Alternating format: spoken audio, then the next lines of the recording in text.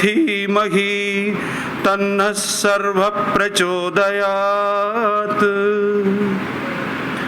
స్వామి పాద పద్మాలకి అనేక సాష్టాంగ దండ ప్రణామాలు సమర్పిస్తూ అందరికీ సాయిరామ్ సాయిరామ్ సాయిరామ్ సాయిరామ్ సాయిరామ్ సాయిరామ్. స్వామి యొక్క అనుగ్రహ ఆశీస్సులతో శ్రీరామనవమి ఉత్సవం, అదేవిధంగా స్వామి యొక్క ఆరాధనా మహోత్సవం, స్వామి యొక్క కరుణ దయలతో అత్యంత వైభవంగా మనం శివం ప్రాంగణంలో జరుపుకున్నాం. ఆ విధంగా జరుపుకునే బంగారు అవకాశం ఇచ్చిన స్వామికి మనందరి కృతజ్ఞతలు తెలియజేసుకుందాం. అదేవిధంగా ఈ రోజున శ్రీ సత్యసాయి విద్యార్థులు నిర్వహిస్తున్నటువంటి 133వ శివం సమర్పణ కార్యక్రమానికి ముందుగా మనందరం స్వామిని అధ్యక్షత వహించి కార్యక్రమానికి నిర్విఘ్నంగా దిగ్విజయంగా జరిగేలాగున దీవించమని మనందరం ప్రార్థన చేస్తూ ఈ 133వ శివం సమర్పణ స్వామి అనుగ్రహ ఆశీస్సులతో జనవరి 2013వ సంవత్సరం నాడు మొదలై ఇంతింతై వటుడింతై అన్న చందాన ఈ రోజున 133వ సమర్పణ స్వామి పాదాల దగ్గర సమర్పించే అవకాశాన్ని, అదృష్టాన్ని స్వామి శ్రీ సత్యసాయి విద్యార్థులకు సమర్పించారు. అదేవిధంగా ఈ కార్యక్రమాన్ని నిర్వహిస్తున్న సమయంలో స్వామి యొక్క సాయి కుటుంబ సభ్యులు అందరూ కూడా ఈ కార్యక్రమం తప్పకుండా కొనసాగాలి, స్వామి వారితో వారికి అనుగ్రహించినటువంటి వారు అనుభవించినటువంటి అనుభూతులన్నీ ఈ సమర్పణ కార్యక్రమంలో పంచుకుంటున్నారు. తప్పనిసరిగా ఈ కార్యక్రమాన్ని కొనసాగించవలసిందిగా అనేక మంది మొదటి 1-2 సంవత్సరాల్లో మా విద్యార్థులకు చెప్పడం జరిగింది. ఆ విధంగా మీ అందరి యొక్క స్వామివారి మీద ఉన్న ప్రేమతో శ్రీ సత్యసాయి విద్యార్థులు నిర్వహిస్తున్నటువంటి ఈ కార్యక్రమానికి వస్తున్నటువంటి సాయి కుటుంబ సభ్యులందరికీ శ్రీ సత్యసాయి విద్యార్థుల తరపున ముందుగా మా అందరి నమస్సుమాంజలి తెలియజేసుకుంటూ, అదేవిధంగా ఈ రోజున 133వ శివం సమర్పణలో స్వామి వారికి అనుగ్రహించినటువంటి అనుభూతులను మనందరితో పంచుకోవడానికి ప్రశాంతి నిలయం నుంచి స్వామి పంపగా వచ్చినటువంటి శ్రీ పి విజయసారథి గారికి మనందరి కరతార్థనలతో మనం స్వాగతాంజలి పలుకుదాం. కొంచెం గట్టిగా కొట్టచ్చండి. సాయిరామ్.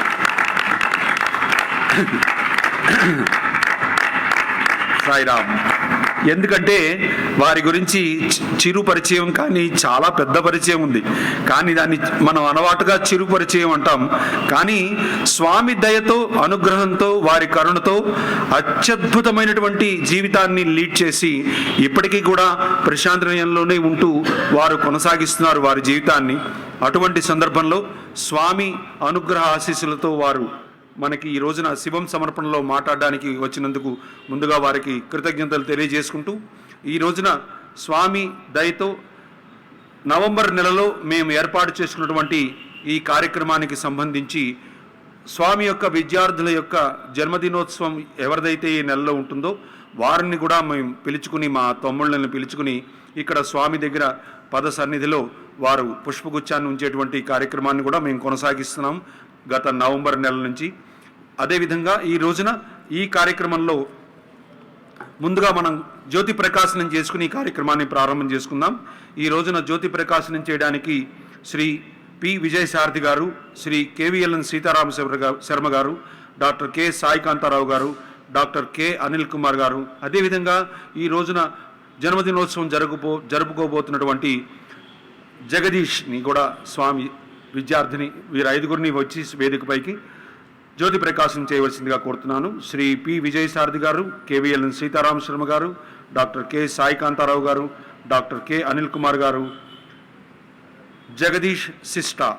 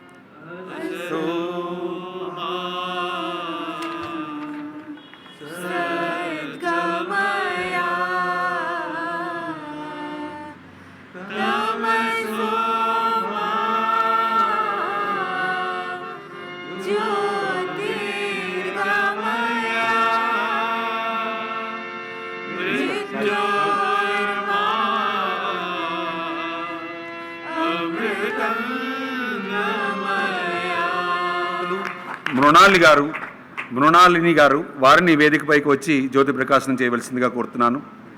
అదేవిధంగా ఈ పిల్లలు ముగ్గురు, అమ్మ శివం భజన బృందం సభ్యులు మీరందరూ ముగ్గురు కూడా రండి. పేర్లు నాకు చెప్పండి, నేను చెప్తాను మైక్లో. రండి దయచేసి. అమ్మ రండమ్మ, అమ్మ తీసుకురండి వారిని. ఎంత అదృష్టం అండి, తల్లి ఎదురుగుండా కూర్చునుండగా ఆ తనయుడు మాట్లాడేటువంటి బంగారు అవకాశం చాలామంది, కొద్ది మందికి మాత్రమే లభ్యమవుతుంది. ఆవిడ ఎందుకంటే స్వామి దివ్య పద సన్నిధిలో ఉన్న వాళ్ళందరికీ కూడా వయసుతో నిమిత్తం లేదండి. ఆవిడ 85 సంవత్సరాల వయసు ఆవిడకి. అయినా కూడా స్వామి అనుగ్రహంతో ఈ రోజున శివం ప్రాంగణంకి వచ్చి జ్యోతి ప్రకాశనం చేసేటువంటి అదృష్టాన్ని, భాగ్యాన్ని పొందారు వారు. వారిని సగౌరవంగా మీ అందరి కరతాళధ్వనులతో ఆ మాతృమూర్తిని వేదికపైకి ఆహ్వానిస్తున్నాను.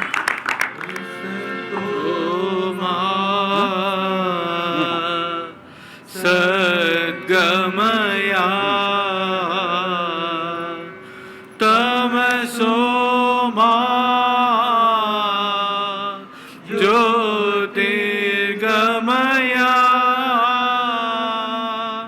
మృత్యోర్మా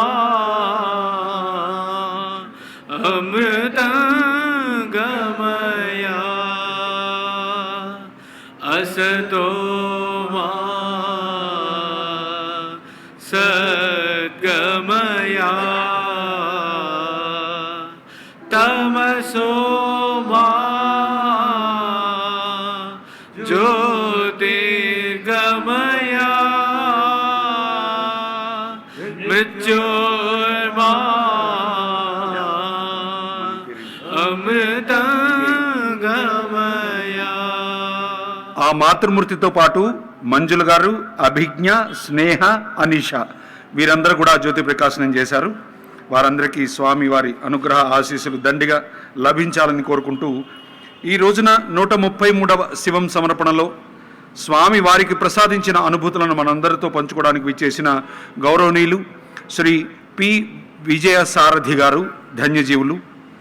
Shri Sathya Sai institute of higher learning Prasanthi Nilayam క్యాంపస్లో అడ్మినిస్ట్రేషన్ విభాగంలో సుమారుగా 39 సంవత్సరాలు వివిధ వైస్ ఛాన్సలర్స్ వద్ద, వివిధ రిజిస్ట్రార్స్ వద్ద, వివిధ కంట్రోల్ ఆఫ్ ఎగ్జామినేషన్స్ వద్ద అడ్మినిస్ట్రేటివ్ డిపార్ట్మెంట్లో వారు ఉద్యోగ బాధ్యతలు నిర్వహించి గత ఏడాది జనవరి 23, 2023న రిటైర్ అయ్యారు. శ్రీ పి దత్తాత్రేయులు గారు, శ్రీమతి రాజ్యలక్ష్మి గారు వీరి తల్లిదండ్రులు 1985వ సంవత్సరం ఈశ్వరాంబ దినోత్సవం నాడు స్వామివారి దివ్య దర్శనానంతరం అచటనే Shri Sathya Sai institute of hire లెర్నింగ్లో ఉద్యోగావకాశం, అదృష్టం లభించింది వారికి. స్వామివారితో సమకాలీనులుగా ఉంటూ వారి దయతో తెలుగులోనూ ఇంగ్లీష్లోనూ కవితలు వ్రాసే అదృష్టం దక్కింది వారికి. ప్రత్యేకమైన అనుభూతి పాఠకులకు దక్కాలనే భావంతో వందల కొద్దీ కవితలు రాశారు. వరండా వాహిని అనే పేరుతోటి స్వామివారు డిగ్నిటరీస్ తోటి, ఫ్యాకల్టీ మెంబర్స్ తోటి, విద్యార్థులతోటి మాట్లాడినటువంటి జరిగినటువంటి సంభాషణలన్నీ కూడా వరండా వాహిని. చూడండి ఎంత బాగుందో పేరు. అక్కడ మాట్లాడినటువంటి మాటలన్నీ కూడా స్వామి వాళ్ళతో సంభాషించినటువంటివన్నీ కూడా ఈ పేరుతోటి గ్రంథస్థం చేశారు. Vision and experience of truth అని పేరు 365 పోయిమ్స్, 365 పోయిమ్స్ ఇంగ్లీష్లో రాశారు. చందోబద్ధమైన విధానంలో తెలుగులో సత్యసాయి దర్శనానుభవము అను పేర 365 కవితలు రాశారు. అటు ఇంగ్లీష్లోను ఇటు తెలుగులోను. ఆత్మతత్వార్థ రామాయణం అను పేర ప్రోజ్, పొయట్రీ మరియు తత్వములపై ఒక పుస్తకం రాశారు. శ్రీ సత్యసాయీశ్వర శతకము అను పేర 111 పద్యాలను శార్దులము, మత్తేభము ఈ బాణీలో స్వామివారి వైభవంపై వ్రాశారు. శ్రీ సత్యసాయి పలుకు సత్యవాక్కు తెలుగులో వ్రాసిన పుస్తకం, అది ఇంగ్లీష్లోకి తర్జుమా చేశారు. దీంట్లో 5585 పోయిమ్స్, 91 పాటలు వ్రాశారు. దీంట్లో శ్రీ సత్యదేవుని శతకము 108 పద్యాలతో సత్యదేవుడు అనే మకుటంతో వ్రాశారు. ఈ మకుటం అంటే ఆఖరి లైన్లో విశ్వదాభిరామ వినురవేమ అని మనం వేమన శతకంలో చెప్పుకుంటాము. దాన్ని మకుటం అంటారు. వీరు రాసినటువంటి పద్యాల్లో అక్కడ ఏమొస్తుందంటే ఆ లాస్ట్లో సత్యదేవుడు అనేటువంటి పదం అక్కడ మనకి ఆ పద్యంలో శ్లోకంలో ఆఖరిగా ఉంటుంది. దాన్ని మకుటం అంటారు. పోయమ్స్, లిటరీ వర్క్స్ స్వామివారి ఆశీస్సులతో ఇంకా కొనసాగిస్తున్నారు. కంటెంట్ వీరి ధర్మపత్ని కంటెంట్ మేనేజర్గా పనిచేస్తున్న వీరి శ్రీమతి రాధిక గారు మరియు కుమారి చిరంజీవి మృదుల బెంగళూరులో నివసిస్తున్న వీరి సహాయ సహకారాలతో జీవనం సాగిస్తున్నారు పి విజయసారథి గారు. శ్రీ పి విజయసారథి గారిని ఈ 133వ శివం సమర్పణలో స్వామివారు వారికి అనుగ్రహించినటువంటి అనుభూతులను మనందరితో పంచుకోమని మీ అందరి కరతాళధ్వనులతో వేదికపైకి సగౌరవంగా ఆహ్వానిస్తున్నాను. శ్రీ పి విజయసారథి గారు. సాయిరామ్.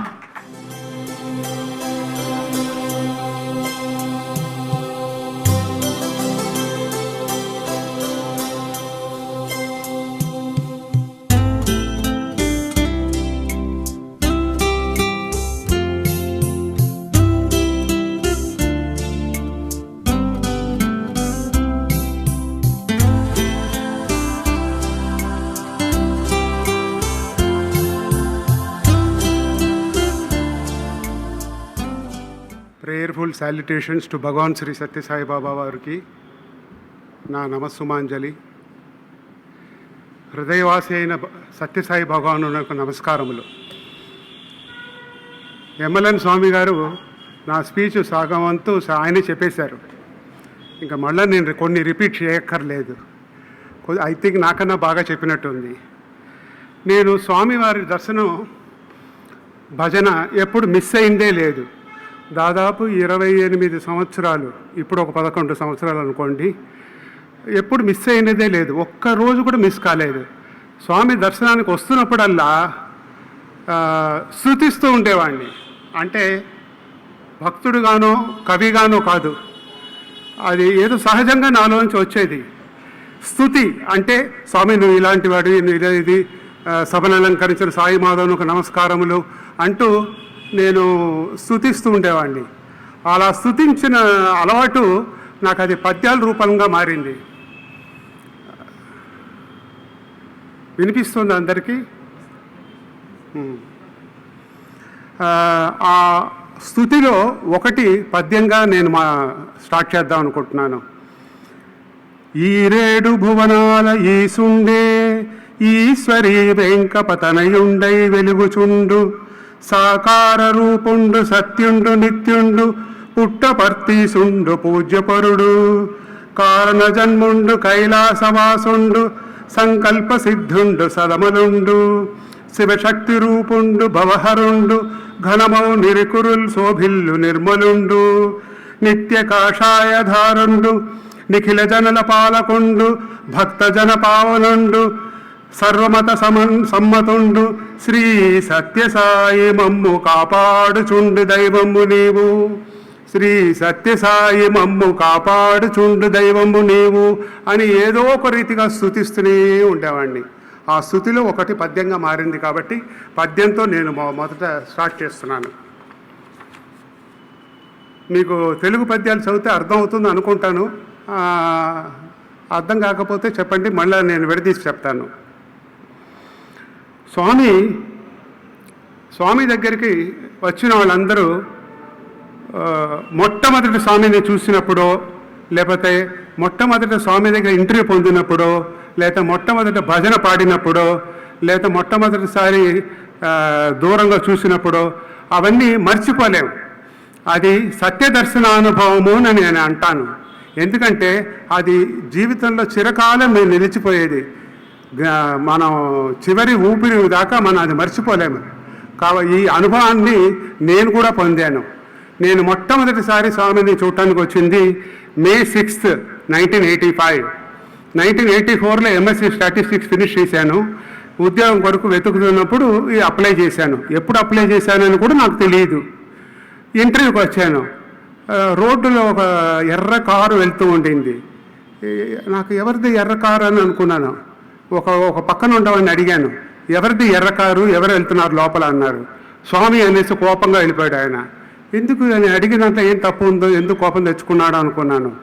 మళ్ళీ కొంచెం దూరం వెళ్ళానంటే ఆయన అడిగాను, ఎందుకు అందరు కారు వెనక పరిగెత్తుతున్నారు అన్నాను. ఆడ నన్ను వదిలి పారిపోయాడు. అలా ఏమీ తెలియకుండా స్వామి దగ్గరికి వచ్చాను నేను. నా ఇంటర్వ్యూ ఎక్కడ జరిగింది తెలుసా?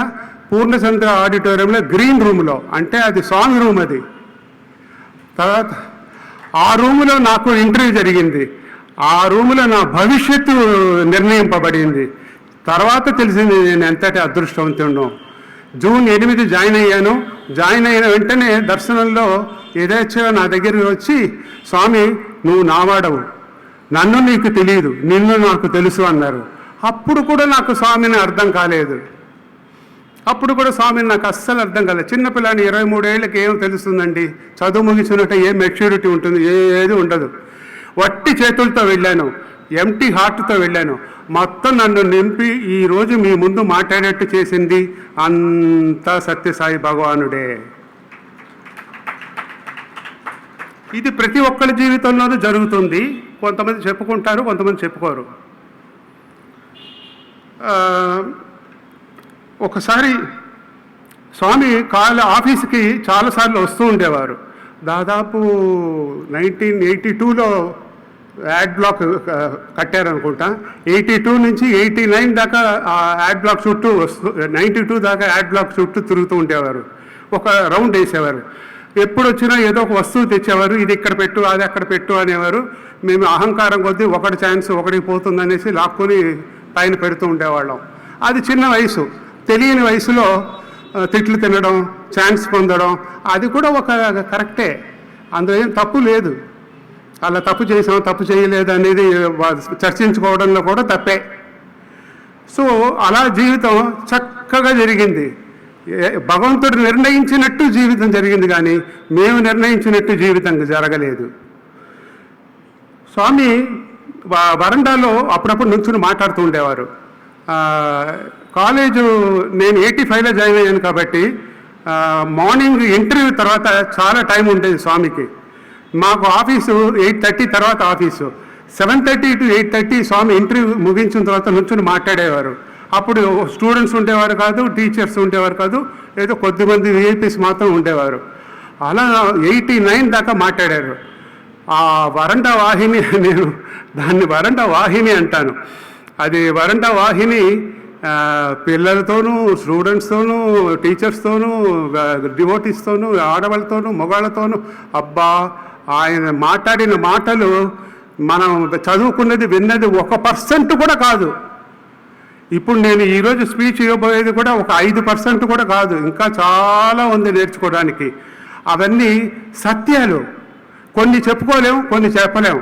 ఇప్పుడు చూడండి, ఇప్పుడు నేను ఏదైనా చెప్పాలనుకుంటే రికార్డ్ చేస్తున్నారు. అదొకటి భయం, ఎక్కడ ట్రోలింగ్ అవుతుందో అని. సో మనం భక్తులు మాట్లాడుకుంటే చాలా హాయిగా ఉంటుంది. ఈ ఎదో రికార్డింగ్లు ఎందుకని అనిపిస్తూ ఉంటుంది అప్పుడప్పుడు.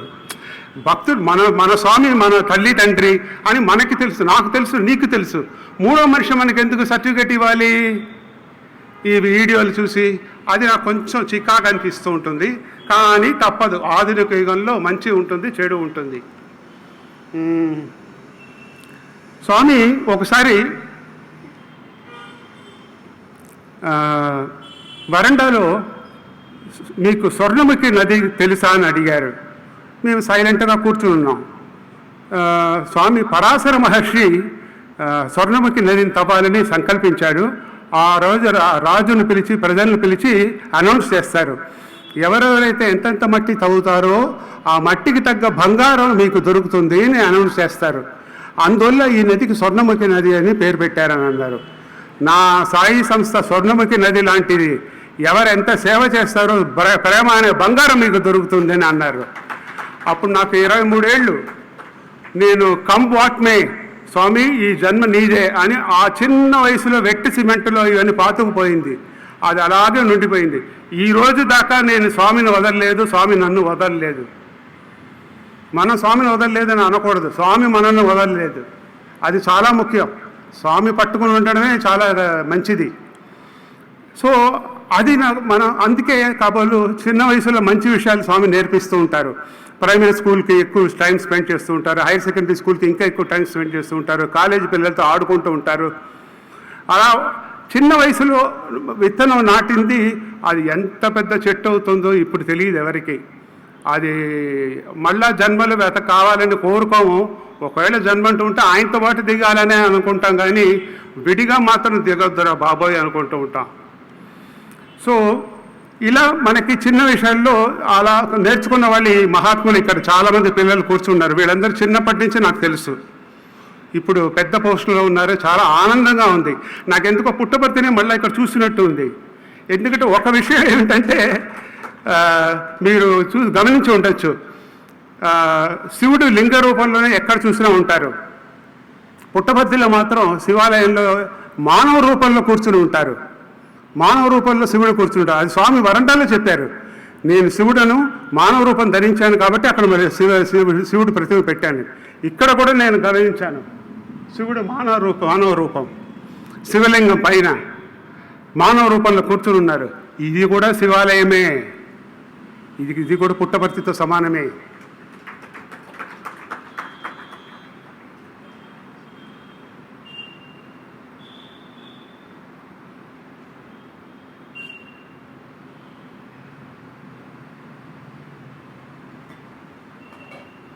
ఎండాకాలం స్వామి ఒకసారి వరండాలో తన గురించి ఎన్నో వరండాలో చెప్పినవి కొన్ని మాత్రం మీకు చెప్తున్నాను. నా హృదయాన్ని తాకినది, నా హృదయాన్ని చేంజ్ చేసింది మాత్రం మీకు షేర్ చేసుకుంటున్నాను. కొన్ని షేర్ చేసుకోలేను. స్వామికి కారు డ్రైవింగ్ చిన్నప్పుడు చాలా ఇష్టం అంట. 35 ఏళ్ళ దాకా డ్రైవ్ చేశాను అన్నారు. ఎప్పుడు 100 పైనే వెళ్ళేవారంట స్పీడ్లో. మాకు నవ్వు వచ్చింది. అప్పుడు స్వామి కార్ డ్రైవ్ చేస్తున్నప్పుడు తలకు ఒక టవల్ కట్టుకునేవారంట, మెడ మీదకి ఒక టవల్ వేసుకునేవారంట. కారు రాధాకృష్ణ ఇంకొక రాధాకృష్ణ ఇంకొక తమిళ ఆయన కూర్చుని డ్రైవ్ చేసేవారు. ఆయన పక్కన కూర్చోబెట్టుకుని ఈయన డ్రైవ్ చేసేవారట. ఎప్పుడు 100 పైన వెళ్ళేవారంట. రోడ్ల సైడ్లో నుంచున్న వాళ్ళు మాట్లాడి ఆయన వినిపిస్తుందంట, ఒరే వీడు ఎక్కడో యమలోకం టికెట్ రెడీ చేసుకున్నాడు రా రే అని అంటూ ఉండే. అప్పుడు స్వామి చెప్పారు, అన్ని లోకాలు సృష్టించింది నేనే, నాకేమిటి యమలోకం స్వర్గలోకం అని అన్నారు. అనేసి నేను ఎందుకు 100 పైన వెళ్తానంటే, ఎవరైతే ఎదురుగా 100 కిలోమీటర్స్ పైన దూరంగా నా నుంచి వస్తున్నారో, ఏ టైంలో క్రాస్ చేస్తారో అది నాకు ముందే తెలుసు కాబట్టి దానికి తగ్గట్టు ముందే వెళ్ళిపోతూ ఉంటానన్నారు. అయ్యా బాబు ఏమి డ్రైవింగ్ రా బాబు అనుకున్నాను నేను. అంటే చమత్కారం ఇదంతా కూడా స్వామి చేసే దాంట్లో మనం చూడొచ్చు. అది స్వామి నోరార తను చెప్పినప్పుడు విని ఆనందించే భాగ్యం కొద్దిమందికి దొరికింది. అందులో నేను ఒక పక్షి. ఒకసారి ఇందులో ఒక చిన్న జోక్ మీకు రీసెంట్గా జరిగింది చెప్దాం అనుకుంటున్నాను, మీరేం తప్పుగా అనుకోరు. సునీల్ గవాస్కర్ని ఒకసారి మా ఇంటికి పంపారు స్వామి టీవీ చూడటానికి. అది 1997-6 అనుకుంటా. ఆయన సన్నీ కాలం అని రాసేవాడు, మీకు గుర్తుందో లేదో, హిందూ పేపర్లో సన్నీ కాలం అనేసి ఒకటి రాసేవారు. ఆ సన్నీ కాలంకి కమెంటరీ రాసేవాడు ఆయన స్వామిని చూడటానికి వచ్చినప్పుడు శివరాత్రి రాబోతుంది 5 రోజుల్లో, స్వామి ఇక్కడే ఉండను అన్నారు. ఇక్కడే ఉంటే స్వామి ఇక్కడ టీవీ ఎక్కడ చూసేదేని అడిగారు. నేను ఏర్పాటు చేస్తాను అన్నారు. ఏర్పాటు చేస్తానన్న వెంటనే స్వామి ఫస్ట్ డే అనిల్ కుమార్ గారి ఇంటికి పంపించారు. స్వామి అప్పుడు రిజిస్ట్రార్ గారిని అడిగారు, ఎవరింట్లో టీవీ ఉంది స్టాఫ్ క్వార్టర్స్ అంటే, స్వామి ఆయన 2 పేర్లు చెప్పారు. ఫస్ట్ అనిల్ కుమార్ గారి ఇంటికి వెళ్ళారు. ఆయన సెకండ్ డే నుంచి మా ఇంట్లో వచ్చి చూడటం మొదలుపెట్టాడు. నేను second day, third day, fourth day, fifth day చూశారు. మనకి తెలుసు కదా గెస్టులను ఎలా సత్కరించాలో, మన సన్మానం చేయాలో మనకి స్వామి నేర్పారు మన అందరికీ. నేను వెయిటింగ్ బాయ్స్ మా ఇంట్లో వచ్చి టీవీ చూసేవారు ఆ రోజుల్లో, క్రికెట్ మ్యాచ్. సో వాళ్ళ చేత 2 అవర్స్కి ఒకసారి 3 అవర్స్కి ఒకసారి మార్పించి వాళ్ళని ఆయన చూసుకునేవాడిని. నేను ఆఫీస్కి వెళ్ళిపోయేవాడిని. నేను ఆఫీస్కి వెళ్ళి వచ్చేటప్పటికి ఆయనకి స్నాక్స్, టీ, కాఫీ అన్నీ అరేంజ్ చేసి పెట్టేసి వెళ్ళిపోయేవాడిని. అలా ఆయన ఎన్సైక్లోపీడియా ఆఫ్ క్రికెట్ అండి. పర్సనల్గా ఏది ఎలా ఉన్నా ఇప్పుడు ఎలా ఉన్నా మనకు అనవసరం. బట్ ఆయన మహాత్ముడు, మహాభక్తుడు. మా ఇంట్లో ఫోటోను కూడా అడిగాడు, నేను ఇవ్వనన్నాను. చాలా పెద్ద ఫోటో ఒకటి ఉంది. ఆ ఫోటో వృత్తాంతం నేను తర్వాత చెప్తాను. నాకు ఒక డౌట్ వచ్చింది. 5వ రోజు వచ్చి శివరాత్రి రోజు. అప్పుడు మ్యాచ్ ఇంకా టెస్ట్ మ్యాచ్ జరుగుతూ ఉంది. 4:30కి దర్శనం టైము. ఆయన సార్ నేను దర్శనం చూడాలి, మిస్ కాకూడదు, టీవీ చూడాలి, ఇప్పుడు నేనేం చెయ్యాలి అని నన్ను అడిగాడు. మనకి అక్కడే ఉంటే పందికొక్కలకి తెలుసు కదా ఏ టైంలో ఎప్పుడు స్వామి వస్తారు అవన్నీ మనకి. సో మనకి స్వామి వచ్చే టైం కనుక్కొని 4:30కి స్వామి వస్తారు సార్. స్వామి శివరాత్రి కాబట్టి ఇప్పుడు సమాధి దగ్గర ఆ చోట కూర్చుని ఉంటారు. మీరు విఐపి వరండా అంతా ఖాళీగా ఉంటుంది, మీరు వైస్ ఛాన్సలర్ కూర్చున్న చోట వెళ్ళి కూర్చోండి, నేను ఓల్డ్ బాయ్స్ కూర్చున్న చోట కూర్చుంటాను, మీరు మన ఇద్దరు స్వామి వస్తూనే ఇంటర్వ్యూ రూమ్కి వెళ్తారు, మీరు ఆయన నమస్కారం చేసుకుని వచ్చేయండి, నేను పరిగెత్తుకు వస్తాను అన్నాను. ఇది స్వామికి తెలియదు నా మాటలు. సరిగ్గా అలాగే వచ్చారు 4:30కి. గవాస్కర్ని పిలిచారు, నమస్కారం తీసుకో, పోయి టీవీ చూడు అని అన్నారు. ఆయన ఒకటే సంతోషం, ఆ టీవీ చూడండి, అటు సైడ్ నా కేసు చూసి నవ్వారు. ఆహా, నన్ను కూడా బ్లెస్ చేశారు అని అనుకుని నాకేం మాట్లాడారో వినిపించలేదు, తర్వాత తెలిసింది నాకు. నేను తీసుకెళ్ళి టీవీ చూసాను, అయిపోయింది. అదంతా అయిపోయిన తర్వాత మా పాత రిజిస్ట్రార్ గారిని, సార్ ఎందుకు సార్ 2వ రోజు నుంచి నా మా ఇంట్లో కూర్చోబెట్టారు, మొదటి రోజు కూర్చోబెట్టలేదంటే ఒక మాట చెప్పారు. అది చెప్తే నవ్వుతారు. స్వామి, అనిల్ కుమార్ గారు ఆయన మాట్లాడుతూనే ఉన్నారు స్వామి, నన్ను టీవీ చూడబెట్టలేదు స్వామి అని అన్నారు.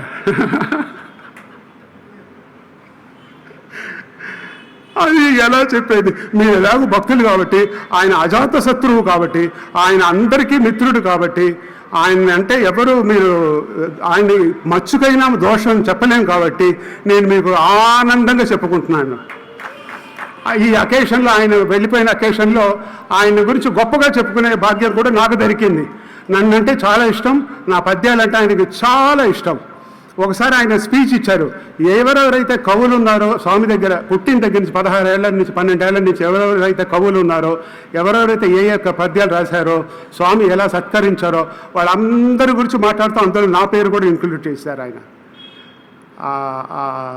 అనిల్ కుమార్ గారు అంత పరిచయం నాకు ఆయనతో. ఆయన మీద రాసిన పద్యం తేవడం మర్చిపోయాను, ఆయన మీద కూడా ఓ పద్యం రాశాను. సో ఇది నేను షేర్ చేసుకున్న దాంట్లో ఏదైనా తప్పు ఉంటే క్షమించండి.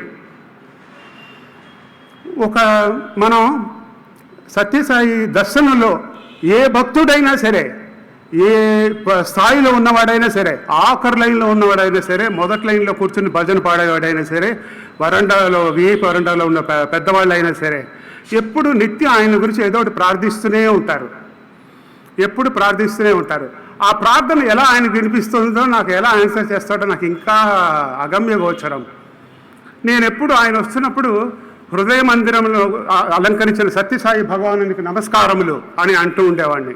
ఆయన భజన్ హాల్లో ఎంటర్ అవుతున్నప్పుడు నా అనిల్ కుమార్కి తెలుసు నేను భజన్ హాల్లో కూర్చుంటానని, మన ఈ అనిల్ కుమార్కి. సో ఆయన ఒక్కరోజు కూడా మిస్ కాకుండా డైలీ వచ్చి కూర్చునేవాడు, గొప్ప భక్తుడు. స్వామి నేను కవిగా ఎప్పుడు ఏదో ఒకటి చెప్తూ ఉండేవాడిని. హృదయవంతనమును అలంకరించిన సాయి మాధవుడికి నమస్కారములు అంటూ ఉన్నప్పుడు ఒకరోజు నాకు డౌట్ వచ్చింది. ఎన్నో సంవత్సరాలుగా నేను అంటున్నానే, ఇది స్వామికి చేరుతుందా లేదా, వినిపిస్తుందా లేదా అని ఒక చిన్న డౌట్.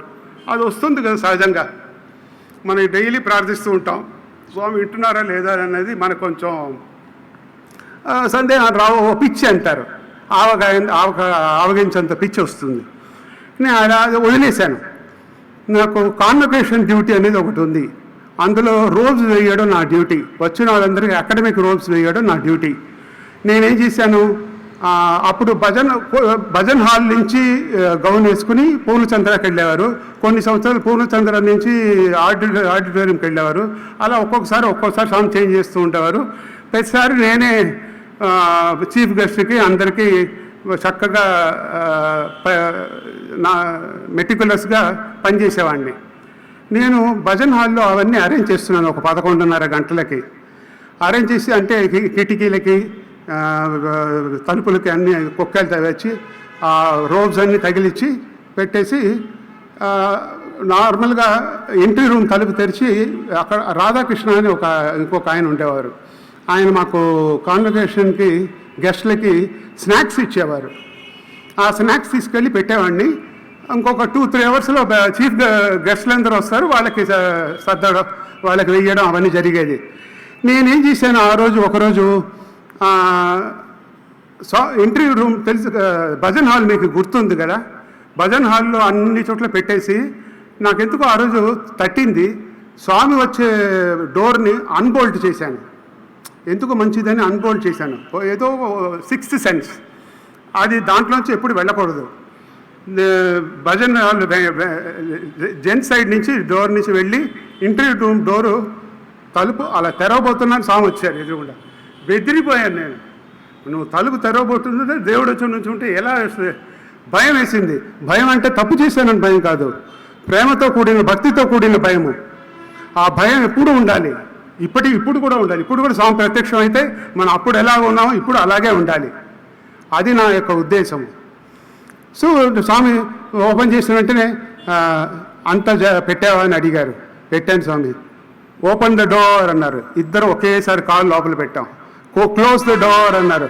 డోర్ క్లోజ్ చేశాను. అంతా భజన్ హాల్ అంతా చుట్టారు. బాగుంది, ఇక్కడే ఉండు అన్నారు. ఇక్కడే ఉండు అంటున్నారు ఏంటో అనుకుంటే వెళ్ళి ప్యాంట్ షర్ట్ తీసుకొచ్చి సంతోషంగా ఇచ్చారు. నేను అప్పుడు నేను అనుకున్నాను, ఏ హృదయ మందిరంలో నేను స్వామి మాత్రం ఉన్నాను అనుకుని నిత్యం ప్రార్థిస్తూ ఉండేవాడిని. ఆ హృదయ మందిరంలో నేను స్వామి మాత్రం ఒకరోజు ఉన్నాము అని నేను చాలా సంతోషించాను. మనలో ఉండే మైన్యూట్ ప్రార్థనలు, మైన్యూట్ ఆలోచనలు ఏది ఆన్సర్ చేస్తాడో మనకే తెలియదు. అదే స్వామి దిట్ట. అది మనం ఏ ఒక్కరిలోనూ చూడలేము. ఎవరైతే నేను సాయిబాబాని చెప్పుకుంటారో వాళ్ళలో ఇటువంటిది కనిపించదు, ఈ కోణము కనిపించదు. సో ఇది నాకు కొన్ని అనుభవాలు, నాకు ఇట్లాంటి అనుభవాలు చాలా ఉన్నాయి. ఏదో టైంకి తగ్గట్టు నేను కొన్ని ప్రిపేర్ చేసుకొచ్చి మర్చిపోతానేమని రాసుకు తీసుకొచ్చుకున్నాను.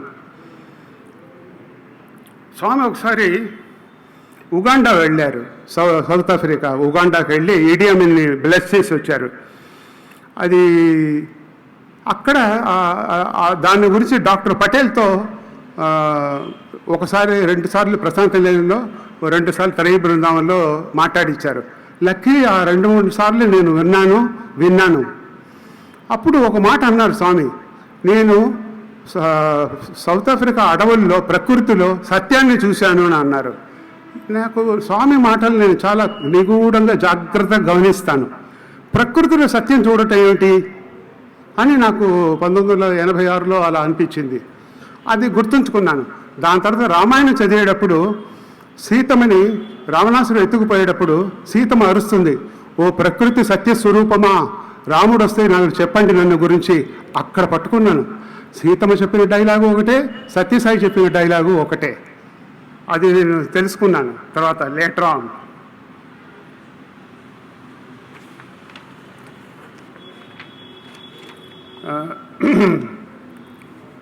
అలా ఎన్నో ఛాన్సులు, బుడ్డి ఛాన్సులు చాలాసార్లు దొరికినాయి. స్వామి ఒకసారి విభీషణుడి యొక్క ప్రజెన్స్ ఆఫ్ మైండ్ గురించి ఒకసారి చెప్పారు. రామాయణంలో లేనివి ఆధ్యాత్మ రామాయణంలో శివుడు పార్వతికి చెప్పగా చెప్పారు. ఆ పాయింట్లన్నీ చెప్పారు. అది కాకుండా చాలా పాయింట్లు స్వామి వరండాలో చెప్పారు. అవన్నీ నేను క్రోడీకరించాను, కలెక్ట్ చేశాను. అది నా రామాయణ ఆత్మతత్వార్థ రామాయణంలో నేను రాసి పెట్టాను. అంటే సాక్షాత్ శివుడు స్వామి, సాక్షాత్ సత్యం ఒక్కటే డైరెక్టర్. ఇప్పుడు రామాయణం జరుగుతోంది, వాల్మీకి రామాయణం జరిగే డ్రామాని స్పెక్టేటర్ లాగా కూర్చొని చూసి రాశాడు. అది ఆ విధంగా రాశారు. రాముడే రామాయణం రాసింది సత్యసాయి, అదే రామకథ రసవాహిని, అదే నా చేత రాయించిన ఆత్మతత్వార్థ రామాయణము. అంటే అది డైరెక్టరే రాశారు. ప్రతి క్యారెక్టర్ నేను ఎందుకు ఈ పేరు పెట్టాను, అది ఎలా అన్వయం అవుతుంది, ఏమిటి దానివల్ల ఫలితము, ఇవన్నీ రాసుకుంటూ వెళ్ళాను. విభీషణుడి యొక్క ప్రెసెన్స్ ఆఫ్ మైండ్ ఎలా చెప్పారంటే, ఒకసారి రావణాసురుడు బై ఛాన్స్ విభీషణుడి ఇంటికి వెళ్తాడు. ఇంటికి వెళ్తే ఇంటి ముందు గడపలో సంస్కృతంలో రా మా అని రాసి ఉంటుంది బంగారు అక్షరాలతో. అప్పుడు లోపల ఉంటాడు, విభీషణ అని పిలుస్తాడు. పిలిపిస్తే ఆయన బయటకు వస్తాడు. ఏమిటి అది రాసి పెట్టావని అడుగుతారు. కొంచెం బెదిరిపోతాడు. రావణాసురుడికి తెలుసు అది ఏమిటని, అయినా విభీషణ నోట్లోంచి వినాలని అనుకుంటాడు. అప్పుడు ఆయన అంటారు, అన్నయ్య రావణాసురుడిలో ఉండే మొదటి అక్షరం రా, వదిన మండోదరి మొదటి అక్షరం మా రాసి పెట్టాను అని అంటారు. ఊరు నాయనో వీడి ప్రజెన్స్ ఆఫ్ మైండ్ తగలపడా అని, వీడు తప్పించుకున్నాను నా దగ్గర నుంచి అనేసి అది స్వామి ప్రశంసించారు. ఇది నేను ఎక్కడ చదవలేదు. ఇలా చదవని రామాయణ సీక్రెట్స్ ఎన్నో చెప్పారు. అవన్నీ కొన్ని నేను విన్నది రాసి కలెక్ట్ చేసి పెట్టాను. రామాయణంలో అనిల్ కుమార్ గారిని అడిగి కలెక్ట్ చేసి పెట్టాను. అవన్నీ రాశాను. నేను రాసిన రామాయణంలో అవన్నీ క్రోడీకరించాను. అది మన బుక్ ట్రస్ట్లో దొరుకుతుంది, లేకపోతే బ్లూ రోజ్ పబ్లికేషన్స్లో దొరుకుతుంది, ఢిల్లీ అమెజాన్లో కూడా దొరుకుతుంది. అంటే నేను అడ్వర్టైజ్ చేసుకోవట్లేదు. స్వామి దృష్టిలో రామాయణం ఎలా రాయబడింది అది మీకు చెప్తున్నాను అంతే.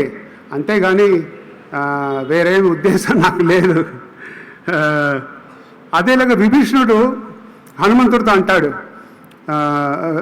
అడుగుతారు, ఎలా నువ్వు ఇంత ఎగురుతూ వచ్చావంటే రామనామ బలంతో ఎగురుతూ వచ్చాను. రామనామం జపించడం మాత్రమే కాదు, రామ కార్యంలో పాల్గొనాలి అని హనుమంతుడు విభీషణుడికి చెప్పింది స్వామి మాకు వరండాలో చెప్పారు. ఆ రామకార్యంలో పాల్గొనాలి అన్నది సత్యసాయి భక్తుల్లో ప్రతి ఒక్కరిలోనూ నేను ఇక్కడ చూస్తున్నాను. అందుకే ఇక్కడ చూస్తున్నప్పుడు మీరు చేసే సేవకి చూస్తుంటే సిగ్గేస్తూ ఉంటుంది. అప్పుడప్పుడు నేను వచ్చి నేను సిగ్గుపడి వెళ్ళాలని భగవంతుడు నన్ను ఇక్కడికి పంపించాడేమో అనుకుంటూ ఉంటాను. ఎందుకంటే భగవంతుడి దగ్గర ఏదో జీవించేసాను 40 సంవత్సరాలు. ఇల్లు, ఆఫీసు, మందిరం అనే ముక్కోణంలో తిరిగి వేరే ప్రపంచం తెలియకుండా జీవించాం. కొన్ని విలువలు తెలియదు, కొన్ని వైపరీత్యాలు తెలియవు. కానీ ఇవన్నీ జీవితంలో సహజం. ఒకసారి దశరథుడు మళ్ళా నీళ్ళు తాగుతున్నాను.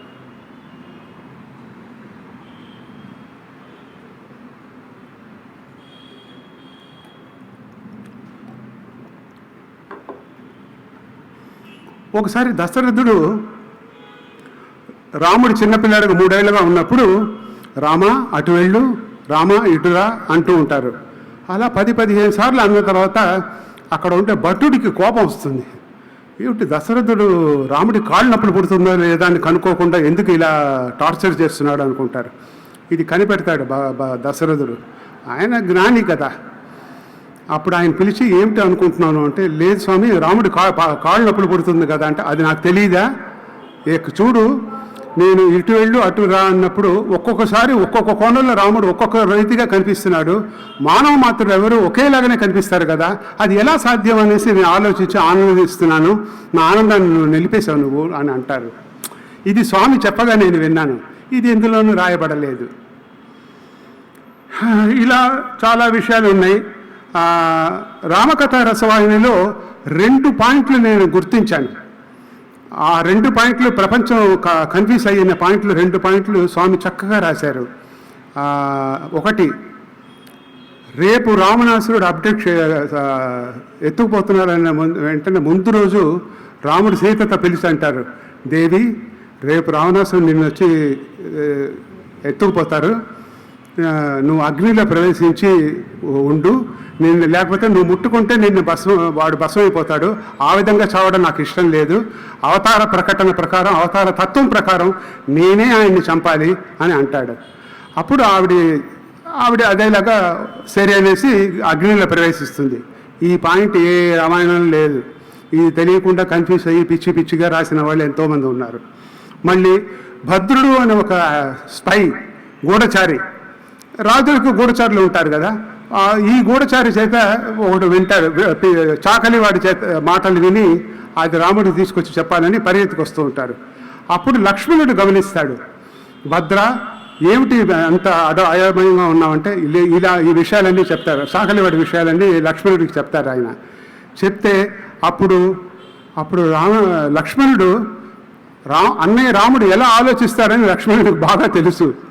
వద్దు బాబు, అది చెప్పొద్దు, నా మాట విను, మళ్ళీ వదిలేసి ఉండలే మనం అనేసి అంటే, లేదు నా వృత్తి ధర్మం నేను నెరవేర్చాలి, నేను రాముడికి చెప్పే తీరుతాను అంటారు. అప్పుడు స్వామి ఒక మాట అన్నారు, ఎవరెవరైతే పెద్ద పోస్టులో ఉన్నారో, అధికారి దగ్గర పనిచేస్తున్నారో వాళ్ళు అన్ని విషయాలే అధికారికి చెప్పకూడదు, ఏది చెప్పాలో అదే చెప్పాలి అని అన్నారు. ఇది వరండాలో చెప్పారు స్వామి. ఇంతకీ రాముడి సంకల్పంతోనే అది జరిగింది, అది వేరే తత్వరీతిగా అది వేరు, అది మనం రాసుకోవచ్చు, మాట్లాడుకోవచ్చు, నాలాంటి వాడు పాడుకోవచ్చు. కానీ స్వామి దృష్టి చూడండి, ఏది అధికారికి చెప్పాలో అదే చెప్పాలి, కొన్ని చెప్పకూడదు. ఏది తల్లిదండ్రులు చెప్పాలో అదే చెప్పాలి, కొన్ని చెప్పకూడదు. ఇది ఇలా వరండవాహినిలో అత్యున్నతమైన సత్యాలు ఎన్నో ఉన్నాయి. నా రామాయణ జర్నీ గురించి మీకు నేను చెప్పుకుంటాను. రామాయణ జర్నీ ఇంకొక అకేషన్లో ఇంకా కొన్ని వరండవాహిని తత్వాలను నేను చెప్పుకుంటూ ఉంటాను. మైక్ రికార్డింగ్ లేకపోతే ఇంకా బాగా చెప్పుకుంటాను. 2003లో మీకు తెలిసి ఉంటుంది, స్వామి తన నడుము విరగొట్టుకున్నారు. తన నడుము ఎందుకు విరగొట్టుకున్నారు అనేది మనకి కారణం ఇంతవరకు తెలియదు. అంటే 86, 20 సంవత్సరాలు, 10 సంవత్సరాలు వీల్ చైర్, 10 సంవత్సరాలు కనిపించకుండా పోయారు. నాకు అప్పుడే డౌట్ వచ్చింది. నేను కొంచెం తత్వజ్ఞానియో ఏమో తెలియదు కానీ కొంచెం బాగా తీవ్రంగా ఆలోచించి 3 రోజులు ఏడిచాను, సెలవు పెట్టుకుని ఏడిచాను. అరే, నాలాంటి చిన్న జీవులు ఇంకా ఒక ఎంట్రీ కూడా పొందలేదు, ఒక ఎక్స్పీరియన్స్ కూడా సరిపోదు, నేను ఎలా బతికేది, మళ్ళా పుట్టాలా అని ఎంతో బాధపడ్డాను. నేను బాధపడుతూ ఉంటే అప్పుడు నాలోంచి పద్యాలు వచ్చిందండి. ఇది ఉన్న సత్యం. నేను అప్పుడు మనందరిలో ఒక వ్యసనం ఒకటి ఉంది. మనం ఎప్పుడు చుట్టూ ఉన్న వాళ్ళని డిస్కస్ చేసుకుంటూ ఉంటాం, విమర్శిస్తూ ఉంటాం, చుట్టూ ఉన్న వాళ్ళని మన లోపల డిస్కస్ చేస్తూ ఉంటాం. ఇది మాత్రం వదిలేస్తే అబండెన్స్ ఆఫ్ టైం దొరుకుతుంది. అది నేను చేశాను. పిచ్చ టైం దొరికింది నాకు. అప్పుడు పద్యాలు నాలోంచి వచ్చిందండి. ఇది ఉన్న సత్యం. ఆ మొదటి పద్యం నేను మీకు షేర్ చేసుకుంటాను. అక్షయ భస్మంబు అమరంగ సృష్టించి కలిగ విభూతికి కరువు నాకు. ఓ భగవంతుడా, నువ్వు విభూతి అక్షయంగా సృష్టిస్తూ ఉంటావు, నాకు మాత్రం ఇవ్వవెందుకయ్యా, కరువు చేస్తావు అని అంటా. ఉత్తరంబులతోన ఊరేగు శ్రీ సాయి నా ఉత్తరం బేల నడుగడెప్పుడు. ఎప్పుడు చూసినా ఉత్తరాలతో తిరుగుతావు, నా ఉత్తరం నీ చేతిలో ఉండదు అనేసి నా బాధ నాది. సంభాషణములు సతతము చేయుచు సంశయం బేలను సాయి పలుక. ఎప్పుడు ఇంటర్వ్యూలు ఇస్తూ ఉంటావు, మా వరండాలో మాట్లాడుతూ ఉంటావు, నాతో మాత్రం ఎందుకు మాట్లాడవు? ఇది అందరికీ ఉండే బాధ, నాలో కూడా ఉంది. కలియుగ జన్మలు కడు కష్టభరితములు కురిపించవే ప్రేమ కొంచెమైనా. అసలుకే కలియుగం, అందులో నువ్వు కూడా ఒక కష్టం అయితే ఎట్లేరా బాబు, కొంచెమైనా ప్రేమ కురిపించు తండ్రి. తొలగునే అడ్డు మన మధ్య తీరునప్పుడు వేచియుంటి సన్నిధి కాచియుంటి. నీదు చూపు, నీదు స్పర్శ, నీదు మాట, సర్వరక్షక మంత్రము సాయి దేవా అని మొట్టమొదటి పద్యం 2003లో తెలుసో తెలియకుండా అక్షయ అనే పదంతో రాశాను. అక్షయంగా పద్యాలు కురుస్తూనే ఉన్నాయి. 1000 పద్యాలకు పైన రాశాను. అది భావావేశపు తరంగాలు అనొచ్చు, భక్తి తరంగాలు అనొచ్చు, హృదయ ప్రేమ అనొచ్చు. నాకు ఒకటి మాత్రం ఎప్పుడు స్థిరంగా ఒక లక్షణం ఉండేది. భగవంతుడు ప్రేమ పిల్లల మీద చూపిస్తున్నప్పుడు, భక్తుల మీద చూపిస్తున్నప్పుడు చూసి తెగ ఆనందించేవాడిని. అదేలాగా భక్తులు, పిల్లలు స్వామి మీద చూపించే ప్రేమ, వాళ్ళ నిస్వార్థమైన సేవ, ఇవన్నీ చూసి ఎప్పుడు సంతోషిస్తూ ఉండేవాడిని. ఈ 2 ప్రేమలు, భక్తుడికి భగవంతుడి మీద ఉన్న ప్రేమ, భగవంతుడికి భక్తుడి మీద ఉన్న ప్రేమ, ఈ 2 చూసి ఆనందించేవాడిని. ఎందుకంటే ఆ ప్రేమ విలువ తెలుసు కాబట్టి. అదే నా చేత ఇన్ని పద్యాలు రాయించింది. ఒక్క మంచి లక్షణం 1000 పద్యాలకి ఈక్వల్ అయిపోయింది. ఇది ఉన్న నిజం. అంటే నన్ను నేను గొప్పగా చెప్పుకోవట్లేదు. నేను సిగ్గు లేకుండా కొన్ని చెప్పుకుంటాను, సిగ్గుతో కొన్ని చెప్పుకుంటాను. నేను ఒకసారి ఇలా రాస్తూ పద్యాలు 80 పద్యాలు రాసి స్వామికి ఓ పుస్తకం లాగా వేసి అవసరంగా బైండ్ చేసి తీసుకెళ్ళి కూర్చున్నాను. స్వామి పద్యాలు రాశాను, నీ దగ్గర పెట్టుకో అన్నారు. ఓరు నాయను, ఎంత బాధేసింది. నార్మల్గా స్వామి ఎలా అంటే రాసింది ఎవరి మీద? స్వామి మీద. స్వామి నీ దగ్గర పెట్టుకుంటే నేను నా దగ్గర పెట్టుకునేందుకు రాసుకున్నాను, నీకు ఇచ్చింది రాసుకున్నాను అనేసి మొదట కొంచెం బాధపడ్డాను, కోప్పడ్డాను. కానీ అదంతా ఒక క్షణమే ఉండింది. బాగా ఆలోచించాను. ఎప్పుడు స్వామి మనల్ని మన కోరింది ఇవ్వకపోతే మొదట ఆలోచించాలి ఫస్ట్ కూర్చుని. ఏంటంటే, నీకు నచ్చింది నువ్వు చేసావా, స్వామికి నచ్చింది నువ్వు రాసావా? స్వామికి నచ్చింది నేను రాయలేదేమో అంటే స్వామికి నచ్చింది ఏంటి అని ఆలోచించాను. స్వామికి నచ్చింది విద్యార్థులు, స్టూడెంట్స్. స్వామికి నచ్చింది శ్రీరామచంద్రుడు, శ్రీరాముని గురించి పద్యాలు. ఈ 2 రాయడం మొదలుపెట్టిన తర్వాత పరిగెత్తుకు వచ్చి అన్ని నా దగ్గర ఉత్తరాలు తీసుకునేవారు. కొన్ని 100 పద్యాలు పిల్లలకి స్వామికి ఉన్న సత్సంబంధంతో పద్యాలు రాశాను. అది ఎన్నో తీసుకున్నారు, చాలా ఆనందించారు. రాముడి మీద రాశాను, చాలా సంతోషించారు. అప్పుడు నేను రామాయణం చదవటం మొదలుపెట్టాను. దాదాపు ఒక 3-4 సంవత్సరాలు చదివాను. అన్ని రామాయణాలు పక్కన పెట్టుకుని చదివి, రామకథ రసాయనాన్ని పక్కన పెట్టుకుని చదివి, ఏమిటి దీని అంతరార్థం. స్వామి నార్మల్గా డిస్కోర్స్ ఇస్తే మహాత్ములకి ఇంటర్వ్యూలు ఇచ్చేవారు. ఆ మహాత్ములు కూడా 10 పుస్తకాలు రాసేవారు. ఆ పుస్తకాలు కూడా చదివేవాడిని. ఎందుకంటే కొన్నిసార్లు రామకథ రసాయనం రాసేటప్పుడు రామకథ రసాయనం గురించి చెప్పిన మహాత్ములు ఎంతోమంది ఉన్నారు ఆ 1960s. వాళ్ళ పుస్తకాలన్నీ తీసి చదివాను. అక్కడ నిజాలు నాకు తెలిసేది. ఎందుకంటే అవన్నీ వాళ్ళు ఇంటర్వ్యూలో మాట్లాడిందే కదా వాళ్ళు మాట్లాడతారు. అదే కదా స్వామి దగ్గర ఉంటే గొప్పతనం. పిల్లలతో కానీ, మహాత్ములతో కానీ, ట్రస్ట్ మెంబర్స్తో కానీ, ఎవరితోనైనా స్వామి ఇంటర్వ్యూలో ఏం మాట్లాడతారు, వాళ్ళు బయట వచ్చి స్పీచ్లు అదే మాట్లాడతారు. అది చదివాను నేను. అది చదివి, ఇవన్నీ చదివి, రామాయణం అంతా చదివి ఒక ఉత్తరం రాశాను. ఒక ఉత్తరం 10 పద్యాలు రాసుకుని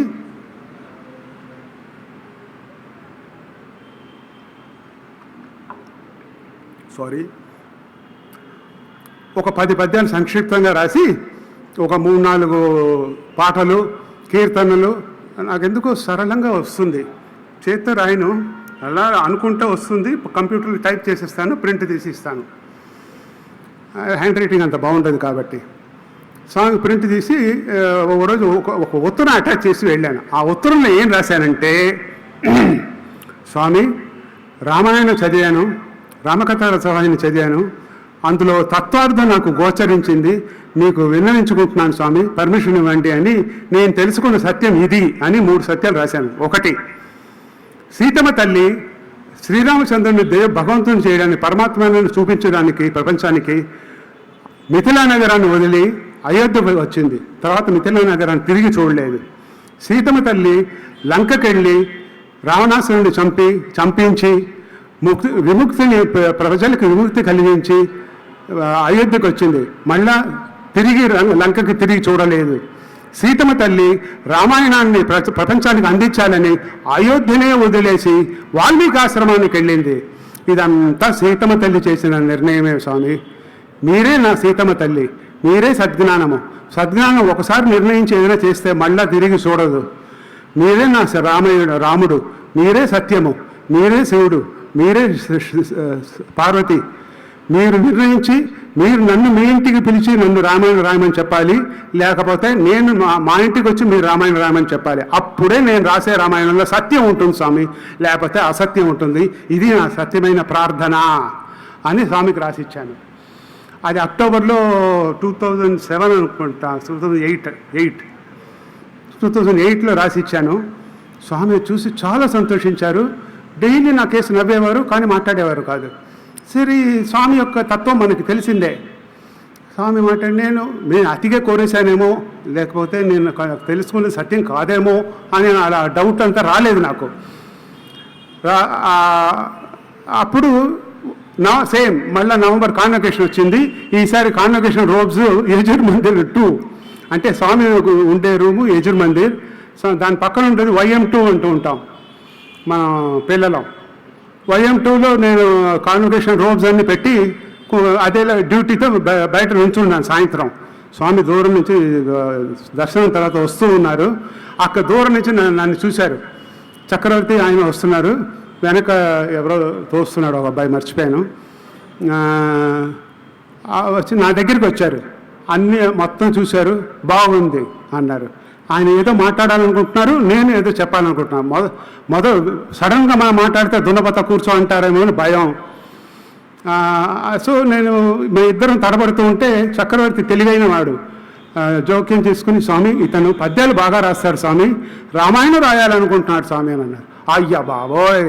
స్వామి వెంటనే నాకు తెలుసు, రాయండి, సంతోషం అని అన్నారు. అబ్బా, శ్రీరామచంద్రుడే రామాయణ రాయమని, ఆత్మతత్వార్థ రాయమని ఆయన ఇంట్లోనే చెప్పారు నాకు. చాలా సంతోషించాను నేను. ఆ రోజు నుంచి రామాయణ రాయటం మొదలుపెట్టాను నేను. నవంబర్ 22, 2008, 2008, 2009, 2010, 11 ఫిబ్రవరికి కానీ కంప్లీట్ కాదు. అంత త్వరగా రాయలేం కదా. ఒక 700 పద్యాలు, ఒక 20 పాటలు, ఓ 10 కీర్తనలు, తత్వము, ప్రతి దాంట్లోనూ ఒక తత్వము. దాని గురించి మీకు చెప్తాను మళ్ళా. తత్వము ఇలా రాసుకుంటూ 2011లో కంప్లీట్ చేశాను. దూరం నుంచి బ్లెస్సింగ్స్ ఇచ్చారు. అది మీకు తర్వాత ఏమైందని మీకు తెలుసు. ఇప్పుడు పోస్టర్లో మీరు నా పోస్టర్ మీకు పంపించారో లేదో నాకు గుర్తులేదు. వాట్సాప్లో ఈ రోజులంతా వాట్సాపే కదా, పేపర్ వేస్ట్ చేయరు. ఎక్కడ నా పోస్టర్ కనిపించలేదు. ఆ పోస్టర్లో స్వామికి ఇచ్చే పద్యం ఒకటి ఉంది. స్వామికి ఇస్తున్నట్టు, స్వామి చదువుతున్నట్టు ఒక పద్యం ఉంది. అది భజన్ హాల్లో చదివారు. ఆ ఒక్క పద్యం మీకు నేను చెప్తాను. ఎచ్చోట సత్యంబు అచ్చోట జానకి కోరికలు తొలగించి కూడియుండు. స్వామి, సీతమ్మ తల్లి ఎక్కడ ఉంటుందో అక్కడ సత్యం ఉంటుంది, కోరికలు నిర్మూలం అవుతూ ఉంటుంది. ఎచ్చోట ధర్మంబు అచ్చోట శ్రీరామచంద్రుండు వెలుగుచూ జగతి నుండు. ఎక్కడ ధర్మం ఉంటుందో అక్కడ రాముడు ఉంటాడు, అదే సృష్టికి వెలుగు. ఎచ్చోట శాంతంబు అచ్చోట జ్ఞానంబు మారుది హృదయమై మాన్యతగును. శాంతంతో కూడిన జ్ఞానం ఎక్కడ ఉంటుందో అక్కడ హనుమంతుడు ఉంటాడు సాక్షాత్. ఎచ్చోట ప్రేమయో అచ్చోట కృష్ణుండు గోప గోపికలతో కూడియుండు. ఛందోబద్ధంగా వచ్చింది నాకు. శ్రీకృష్ణుడు ఎక్కడ ఉంటే అక్కడ ప్రేమ, ప్రేమ ఎక్కడ ఉంటే అక్కడ శ్రీకృష్ణుడు గోప గోపికలతో ఉంటారు. స్వామి, సత్య ధర్మ శాంతి ప్రేమ 4 ఎక్కడ ఉంటుందో అక్కడ మీరు ఉంటారు స్వామి అని అన్నాను స్వామితో భజన్ హాల్లో. స్వామి చాలా సంతోషించారు. నా భుజం తట్టి బాగా చెప్పారు, బాగా చెప్పారు. అప్పటికే స్వామి వయసు 2009 డిసెంబర్ 22 అనుకుంటా, 29th అనుకుంటా. అప్పుడు భుజం తట్టి చాలా బాగా చెప్పారని నన్ను ఆశీర్వదించిన చోటు భజన్ హాల్, రాయమని చెప్పిన చోటు యజుర్ మందిర్. ఇలా నాకు చాలా మంచి విషయాలు దొరికినాయి. అది నేను కోరుకుంటే దొరికేది కాదు. ఎన్ని జన్మల ప్రార్థన అది ఆ ఫలితమో నాకు తెలియదు. నాలాంటి ఒక ప్రాథమిక స్థాయిలో ఉన్న వాటి చేత ఆత్మతత్వార్థ రామాయణం రాయించారు. కొన్ని విషయాలు చెప్తే మరీ ఓవర్గా ఉంటుంది కాబట్టి నేను చెప్పదలుచుకోలేదు. అది స్టూడెంట్స్కి విడిగా చెప్పుకుంటాను.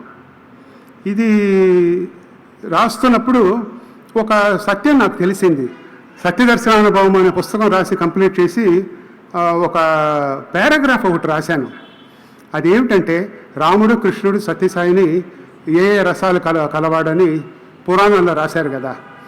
పురాణాల్లో రాముడికి 3.5 రసములు, కృష్ణుడికి 5 రసములు కలవాడని అంటూ ఉంటారు. మనం చదివాం కూడా, అది విన్నాం కూడా మనం. మరి సత్యసాయిలో ఎన్ని రసాలు ఉన్నాయి? ఎక్కడ రాశారు? ఎక్కడ రాయలేదు. అది నేను కనిపెట్టి అనుభవించి ఆస్వాదించి రాశాను. అది మొదట మీకు చెప్పుకుంటాను, తర్వాత అందులో తీశాను. ఎందుకు తీశాను తర్వాత చెప్తాను. శ్రీరామచంద్రుడు శాంత, దాస్య, వాత్సల్య, గౌరవము అనే 3.5 రసములతో కూడినవాడు శ్రీరామచంద్రుడు అంటారు. శ్రీరామచంద్రుడు శ్రీకృష్ణుడు యుగానికి తగ్గట్టు కర్మలు చేశారు కాబట్టి అలా చెప్పుకునే రీతి వచ్చింది కాబట్టి ఇలా రసాలు చెప్పబడింది. కవులకు వేరే పని లేదు, వాళ్ళు ఏదో ఒకటి ఇలా రాస్తూ ఉంటారు. శ్రీకృష్ణుడికి 5 రసాలు అంటారు. శాంత, దాస్య, వాత్సల్య, సఖ్య, మధుర. సఖ్య, మధుర అనే ఇంకో 2 రసాలు ఇవ్వబడింది. అంటే ఆయా ఒక్కొక్క రసము ఒక్కొక్క కర్మని వాళ్ళు చేశారు కాబట్టి అది ప్రతిబింబించింది. దాన్ని తీసుకుని మహాకవులు, జ్ఞానులు అవన్నీ రాసి ఉండొచ్చు. మరి సత్యసాయి శాంత అంటే పీస్, దాస్య సర్వింగ్ ధార్మికలీ, వాత్సల్య attachment with the closer circuit, గౌరవ రెస్పెక్ట్ ఫ్రమ్ అదర్స్. స్వామికి ఉన్నంత గౌరవం ఏ అవతారానికి లేదు. అందరూ ఆరాధించేవారు సత్యసాయి ఒక్కరే. సఖ్య ఫ్రెండ్షిప్, పిల్లలతో ఉన్న ఫ్రెండ్షిప్ మనం చూసి ఈర్ష్యపడాలి. కొంతమంది భక్తులతో ఉన్న ఫ్రెండ్షిప్ చూసి అయ్యో బాబాయ్ మురిసిపోవాలి మనం. మధుర, స్వామిలాగా మధురంగా మాట్లాడేవారు, మధురంగా దెబ్బలు కొట్టేవారు కూడా ఎవరు లేరు. సేవ, ఆ ఒక్క సేవా రసము అనేది స్వామి దగ్గర అత్యున్నతమైన రసము, సర్వింగ్ టు ఆల్. ప్రేమ, స్వామి ప్రేమ అంతా ఇంత కాదు, ఆఖరి సర్వమత సమన్వయమైన నవరసభరితుడు సత్యసాయి బాబా. ఇది రాసి నేను ఒక కవికి ఇచ్చాను, ఓ పండితులు, 2-3 పండితులకి ఇచ్చాను. వాళ్ళు అన్నారు ఇవన్నీ రాయకూడదండి, పురాణాల్లో లేవు. పురాణాలు రాముడు కృష్ణుడు వెళ్ళిన తర్వాత రాయబడింది కాబట్టి ఉంది పురాణం. ఈ పురాణం కూడా స్వామి వెళ్ళిన తర్వాత రాయబడింది, ఇది ఎందుకు ఉండకూడదని అన్నాను. లేదండి కవులు జ్ఞానులు ఒప్పుకోరు అని అన్నారు. వేదంలో లేదండి, వేదంలో వేదంలో చెప్తారా ఇవన్నీ? ఇది అనుభవిస్తే కానీ దొరకదు. కానీ నాకు తోచింది, ఎవరికైనా నచ్చనిది మనం రాయకూడదు, అది సత్యమైనా సరే. ఎందుకంటే స్వామి మనకు నేర్పించింది ఏంటంటే, అనవసరంగా నిందలు పొందేట్టు నువ్వే చేయకూడదు ఫస్ట్. అది చాలా ముఖ్యమైనది. అది స్వామి మన ప్రతి ఒక్కరికి నేర్పించారు. నేను తీసేశాను. నువ్వు నా ధార్మికల్గా ఉంటావో సత్యంగా ఉంటావో కానీ లీగల్గా కూడా ఉండాలి. నువ్వు international standard national standards maintain చేయాలి, దానికి తగ్గట్టు మనం ప్రవర్తించాలి. కాబట్టి తీసేశాను. కానీ భక్తులైన మీకు చెప్పుకోవడంలో నాకేమి లీగాలిటీ ఏమి అడ్డు రాదు. అర్థమైందా అండి? సో నేను అది రాశాను. ఇది స్వామి నవరస భరితుడు. ఆ నవరసాల గురించి ఒక పుస్తకమైన తర్వాత నేను రాస్తాను. ఇలా రాసుకుంటూ ఆ రామాయణాన్ని, మీకు రామాయణం చాలా వరకు తత్వరీతిగా తెలిసి ఉంటుంది అనుకుంటున్నాను. అంటే దశేంద్రియములతో కూడిన శరీరము దశరథుడైతే, అందున్న ఆత్మగా పుట్టినవాడు శ్రీరాముడైతే, ఆ మనసులో ప్రభావితమైన మనసులో ఉన్న 3 గుణాలు సత్వరజస్తమో గుణాలు కౌసల్య సుమిత్ర కైకేయి అయితే, మనసు వైపు అంటే ఆత్మ వైపు తిరిగి ఉన్న మనసు సీత అయితే, అంటే మనసు ఆత్మ వైపు ఉంటుంది, ప్రపంచం వైపు ఉంటుంది. మన మనసు అంతా ఎప్పుడు ప్రపంచం వైపే ఉంటుంది, ఆత్మ వైపు ఉండదు. ఆత్మ వైపు ఉండడం అంటే మీనింగ్ ఏమిటంటే, సత్యమే, ఆత్మయే సత్యము, ఆత్మయే శ్రీరాముడు అన్న జ్ఞానం పొందడమే దాని యొక్క అంతరార్థం. ఆ జ్ఞానాన్ని తెలిసిన తల్లి సీతమ్మ తల్లి, ఆ జ్ఞానాన్ని ఇచ్చే తల్లి సీతమ్మ తల్లి అని దాని అంతరార్థం. యవ్వనమున వైరాగ్యమును అనుష్ఠించు సద్గురు వశిష్ఠుడైతే, సత్యము ప్రసాదించు సద్గురు జనకుడైతే, లోక కళ్యాణ నిమిత్తమై సత్యమును చేయించు బ్రహ్మర్షి గురు విశ్వామిత్రుడైతే, గుణము లక్ష్మణుడైతే, లక్ష్మణ అంటే లా ప్లస్ షా ప్లస్ మా ప్లస్ నా, లాలస క్షయము మనసును గుణముగా కలవాడు. అంటే నాకు ఇది కావాలి అన్నది లేనిదే ఆయన గుణము. ఆత్మ యొక్క గుణమే అదే. అప్పుడే ఆత్మకి పక్కన నిల్చోగలం. ఈ లాలసంతో కూడిన గుణం ఉంటే ఆత్మ పక్కన స్వామి పక్కన నుంచోనే లేము. ఇది సత్యము. ఇది అని గుణము లక్ష్మణుడైతే, శరీరము కర్మ బ్రహ్మచారి అయితే, కర్మ బ్రహ్మచారి అంటే కర్మలో బ్రహ్మ పరమాణువులు వాడాలి కానీ సృష్టిలో కాదు. కర్మలో బ్రహ్మ పరమాణువులు వాడాలి. కర్మ చేస్తున్నప్పుడు బ్రహ్మచారిగా ఉండాలి. అందున్న భక్తి రస తత్వము భరతుడైతే, లోని మమకార శత్రువు, మమకారానికి శత్రువు అంటే అయోధ్య అనే ఆత్మకి చుట్టూ ఉండే మమకారమైన శత్రువులకి ఘనుడు, శత్రుఘ్నుడు అక్కడ ఉంటే ఎవరు అయోధ్యను ముట్టడించలేరు. కోరికతో కూడిన ఈ దేహంలో ఉండే రక్తంలో ఉండే త్రిగుణములు విభీషణుడు రావణ కుంభకర్ణులైతే, సత్వరజస్తమో గుణములైతే, అందున్న బాహ్య లాలసత్వం అయితే, ప్రభావితమైన జ్ఞానరసంతో కూడిన సుగ్రీవుడు అంటే సా ప్లస్ ఊ ప్లస్ గా. నేను ఇలా అక్షరాన్ని విడదీస్తున్నాను, తప్పుగా అనుకోకండి. అక్షరతత్వముతో ఆత్మతత్వముతో చెబుతూ రామాయణం రాసి చదివితేనే రామాయణం మనం అర్థం చేసుకోగలం. రామాయణం స్టోరీ బ్రాడ్గా అందరికీ తెలుసు. రాముడు ఎందుకు ఇలా చేశాడు, ఎందుకు ఈ పేరు పెట్టుకున్నారు, ఎందుకు వీళ్ళు ఈ పేరు పెట్టుకున్నారు, ఎందుకు వీళ్ళు ఈ పేరు పెట్టుకున్నారు, ఎందుకు ఈ పని చేశారు, ఈ స్లాట్ మాత్రం వీళ్ళకి ఎందుకు ఇవ్వబడింది, అది తెలుసుకోవడమే చాలా గ్రేట్. అది నేను రాసిన రామాయణంలో ఉంది. నేను టైం ఎక్కువ తీసుకుంటున్నానేమో, ఇంకొక కాసేపులో చెప్తాను. సో ఇలా రామాయణం రాస్తూ ఫినిష్ చేశాను, స్వామికి ఇచ్చాను. స్వామి 2011లో వెళ్ళారు కదా, నేను పబ్లిష్ చేయలేదు. 2017 దాకా పబ్లిష్ చేయలేదు. ఎందుకంటే నా రాముడు నాకు చెప్తారులే అన్న ఒక ధైర్యం ఉంది. నేనేం చేశాను, ఒక మహాత్ముడు కలిశాను. యథేచ్ఛగా ఒక మహాత్ముడు కలిస్తే ఆయన రామాయణం రాశావు కదా, ఎందుకు పబ్లిష్ చేయలేదని అన్నారు. ఈయనకల్లా తెలుసురా బాబోయ్ అనుకున్నాను. అయినా సరే నాకు ఎవరైనా భవిష్యత్తుని చెప్పినా, ఎవరైనా స్వామిలాగా మాట్లాడినా నేనేమి కరిగిపోను. ఎందుకంటే నా హృదయవాసి ఎటువంటి వాడని నాకు బాగా తెలుసు. సో రెండోసారి వెళ్తే రెండోసారి కూడా అదే అన్నారు. సరే నేను దాని తర్వాత ఊరికే ఉన్నాను. నేను స్వామి దగ్గర నుంచి రావాలి అన్న మొండి పట్టుతో కూర్చున్నాను. ఓ రోజు నేను పడుకున్నప్పుడు నాకు కొంచెం ఫ్రోజన్ షోల్డర్ ఏమో తెలియదు, హార్ట్లో పెయిన్ అనిపించింది. పరిగెత్తుకు వెళ్ళి డాక్టర్ దగ్గర చూపిస్తే ఏమీ లేదు, గ్యాస్ అన్నారు. అలా ఒక నెల తర్వాత మళ్ళీ పెయిన్ వచ్చింది, మళ్ళీ గ్యాస్ అన్నారు. ఇది గ్యాస్ ప్రాబ్లం కాదురా బాబు, నాకేదో ఇండికేట్ చేస్తున్నాడని రామాయణం పబ్లిష్ చేశాను. 2018 ఎప్పుడో పబ్లిష్ చేశాను. పబ్లిష్ చేస్తే జూలైలో PDF ఫైలు ఢిల్లీకి పంపించాను. యాక్చువల్గా ఎంతోమంది పబ్లిషర్ని కాంటాక్ట్ చేశాను. ఒకే ఒక పబ్లిషర్ నాకు పబ్లిష్ చేస్తానన్నాడు. ఆయన చూస్తే ముస్లిం సోదరుడు నాకు పబ్లిష్ చేశాడు రామాయణాన్ని. చేస్తే అక్టోబర్ దాకా రానే లేదు. నాకు ఆశ్చర్యం వేసింది, ఎందుకు ఇంకా అక్టోబర్ దాకా వాడి దగ్గర నుంచి న్యూస్ రాలేదని బాధపడుతూ ఉన్నాను. ఒకరోజు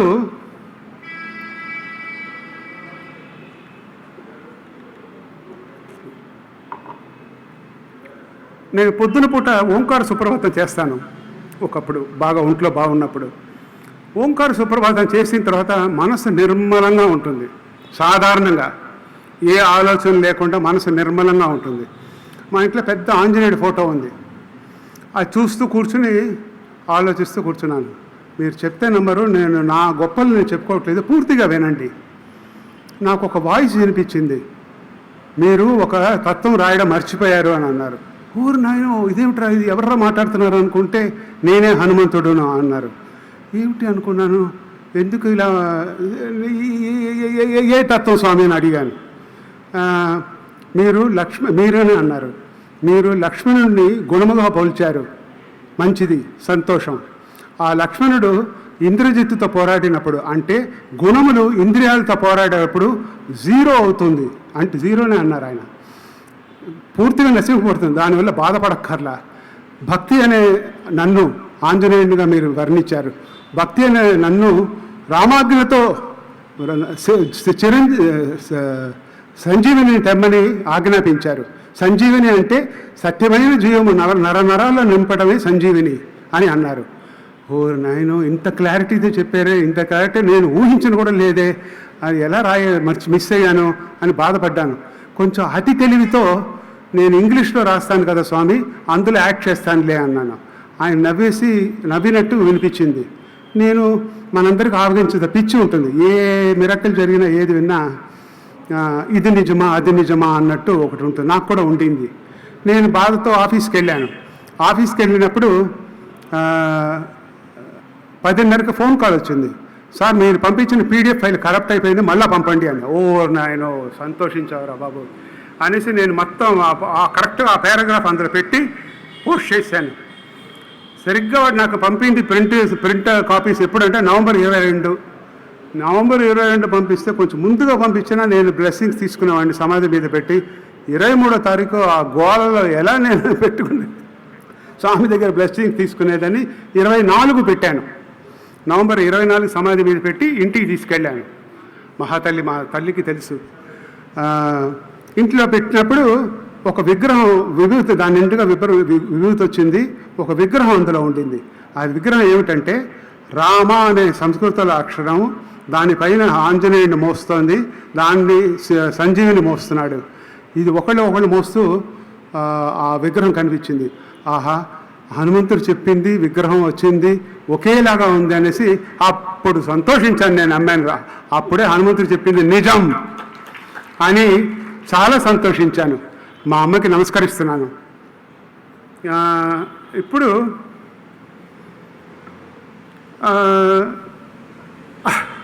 ఇంకొక మిరకల్ ఒకటి రీసెంట్గా ఒకటి జరిగింది. నాకు విభూతిలో భగవంతుని అనుగ్రహం కొద్దీ కొన్ని విగ్రహాలు, కాయిన్స్ ఇవన్నీ దొరకటం మొదలు పెడుతూ ఉంటుంది. నేను రిటైర్మెంట్ అయిపోయాను కదా, హాయిగా ఇల్లు కొనుక్కుని ఫిక్స్డ్ డిపాజిట్ వేసి ఇంట్రెస్ట్తోనూ పెన్షన్తోనూ చక్కగా మంచి జీవితం గడుపుతున్నాను. డౌటే లేదు. ఏ వ్యాధి వచ్చినా దానికి మనకు పెద్ద ఆసుపత్రి ఉంది, చక్కగా గడుపుతున్నాను. ఓ రోజు పిచ్చి తాట ఒకటి వచ్చింది, స్వామి ఈ విభూతి విగ్రహాలు అంతా వద్దు, క్యాష్ ఇవ్వు స్వామి అని అన్నాను నేను. అని అన్నప్పుడు స్వామి చూడండి, వినేవాళ్ళకి కోపం రావచ్చు, వీడైతే అతిగా మాట్లాడుతున్నాడని. కొంతమంది సర్టిఫికేట్ ఇవ్వచ్చు, వీడు భక్తుడు కాడని. నాకు స్వామికి ఉన్న బంధం నువ్వెవడి సర్టిఫికేట్ ఇచ్చేందుకు? సో నేను ఊరికే జోవియల్గా, అంటే మన స్వామితో ఫిజికల్గా ఇన్ని సంవత్సరాలు ఉన్నాం కదా, చనువు, భక్తి, మర్యాద, భయం కూడా ఉంటుంది. అది దాని పని అది ఆ టైంలో చేస్తూ ఉంటుంది. సో నేను అదేలాగా నాకు ఫ్రోజన్ షోల్డర్, లెఫ్ట్ షోల్డర్ పెయిన్తో రాత్రి మిడ్నైట్ హార్ట్ పట్టేసినట్టు అనిపించింది. ఇదేంటో మళ్ళీ పోతాను అని అనుకున్నాను. అన్ని పబ్లిష్ చేశాను కదా అనుకున్నాను. సరే నేను విభూతిలో చేయి పెట్టి, ఎప్పుడు మన పడక గదిలోనూ అన్ని చోట్లలోనూ విభూతి రెడీగా ఉంటుంది మన ఇంట్లో, మనకు అదొక ఆయుధం. చేయి పెట్టి విభూతి రాసుకున్నాను హార్ట్కి. మళ్ళీ రెండోసారి చేయి పెట్టి విభూతి రాసుకుంటే గట్టిగా తగిలింది. ఏమిట్రా అని చూస్తే కల్పవృక్షం కామధేనువు. ఆహా, నేను డబ్బులు అడిగాను, ప్రింటింగ్ మిషన్ ఇచ్చాడేంట్రా అయిన అనుకున్నాను నేను. కానీ పాస్వర్డ్ ఇవ్వలేదు. విగ్రహం ఉంది కానీ డబ్బులు మాత్రం రావట్లేదు. అది సిగ్గు లేకుండా సిగ్గుతో చెప్పుకుంటున్నాను, మీకు తప్పుగా అనుకోకండి.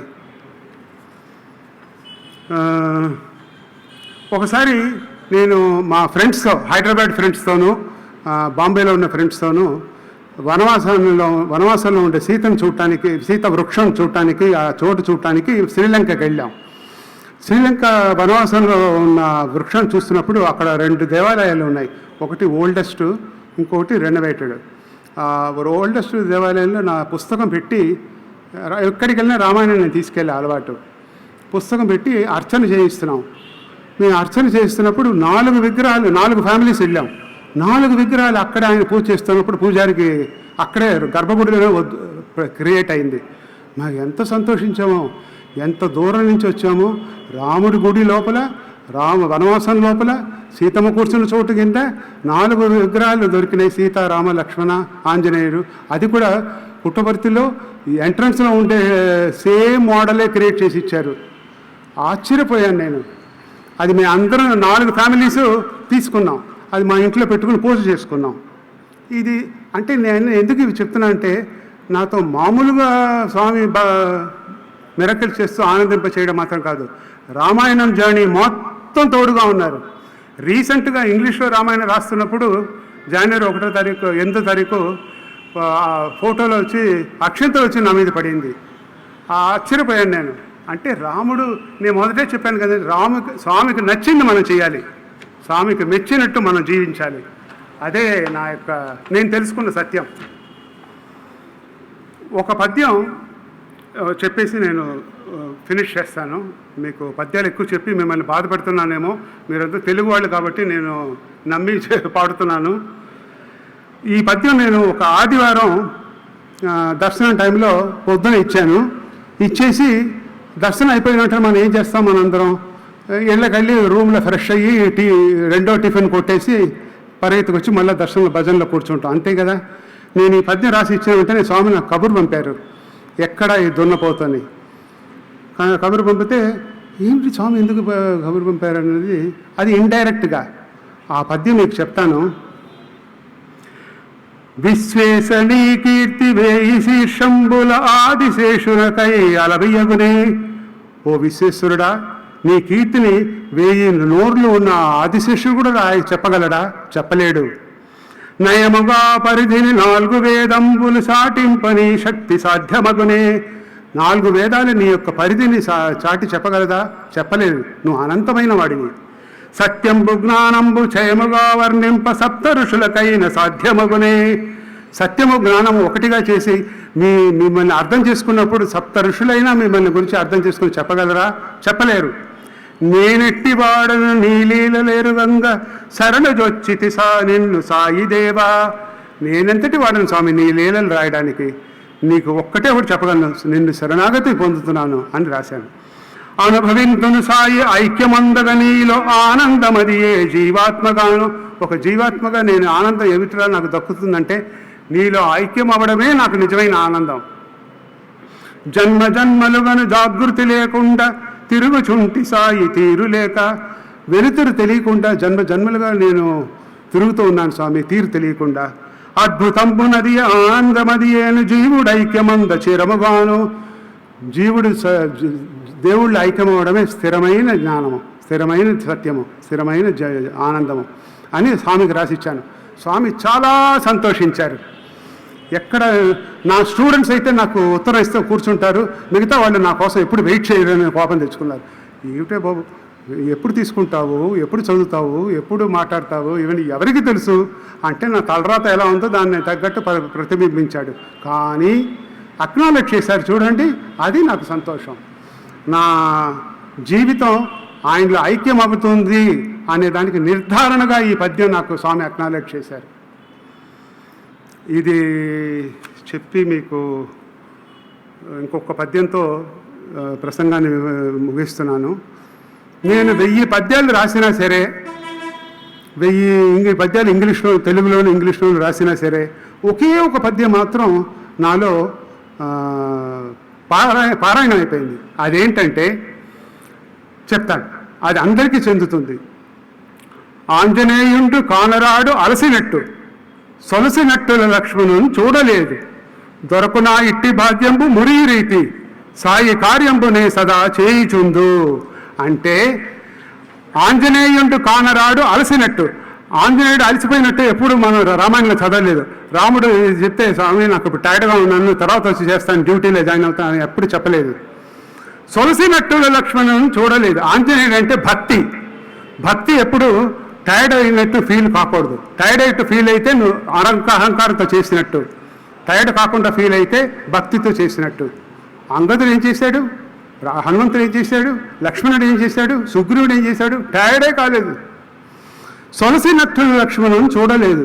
అన్నయ్య నేను కాసేపు నిద్రపోయి నెక్స్ట్ డ్యూటీలో జాయిన్ అవుతానని అన్నే లేదు ఆయన. అంటే శరీరం తానుగా నిద్రపోయింది. అంటే అక్కడ నిద్రపోనిది ఎవరు, గుణము. నీలో ఉండే గుణము ఎప్పుడు పడుకోకూడదు. ఎప్పటికైనా నీ గుణముల వర్చ్యూ మేలుకునే ఉండాలి. అది నిద్రలైనా, జాగ్రత్తలైనా, తురియలైన, స్వప్నంలో ఎప్పటికైనా నీ గుణం వర్చ్యూ ఎప్పుడు మేలుకునే ఉండాలి, లేకపోతే మాయ వచ్చి పట్టేస్తుంది.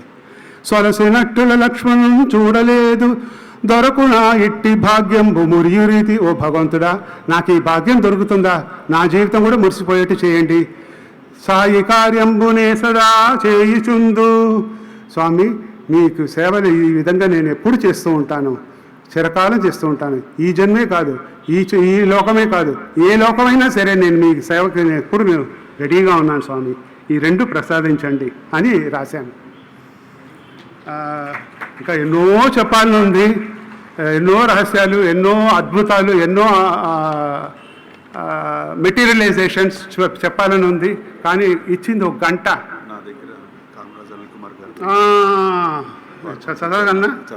నేనే రాశాను. పంపించారు ఆయన. Okay, 6 December. Thank you sir, thank you. నేనే రాశాను. కొంచెం పోయండి. సారీ, టైంకి ఒక మంచి పద్యం దొరికింది. స్టూడెంట్స్ అదే గ్రేట్. స్టూడెంట్స్ అందరూ ఎప్పుడు గ్రేటే.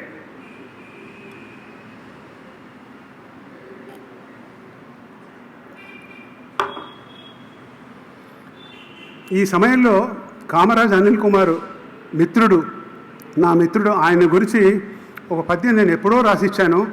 ఆయన తన భక్తులందరికీ పంపించుకున్నారు, వాళ్ళ బాబాయికి పంపించారంట. అలా నేను ఆయన వంశవృక్షంలో అందరికీ పంపించారు. నన్ను ఎంత కొనియాడారంటే అది నేను చెప్పలేను. కానీ ఆ పద్యం మీకు నేను చదివి వినిపిస్తాను.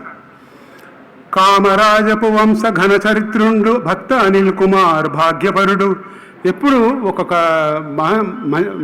మహాత్ముల్ని వర్ణించేటప్పుడు వాళ్ళ తల్లిదండ్రులను కూడా పేరు చెప్పాలి.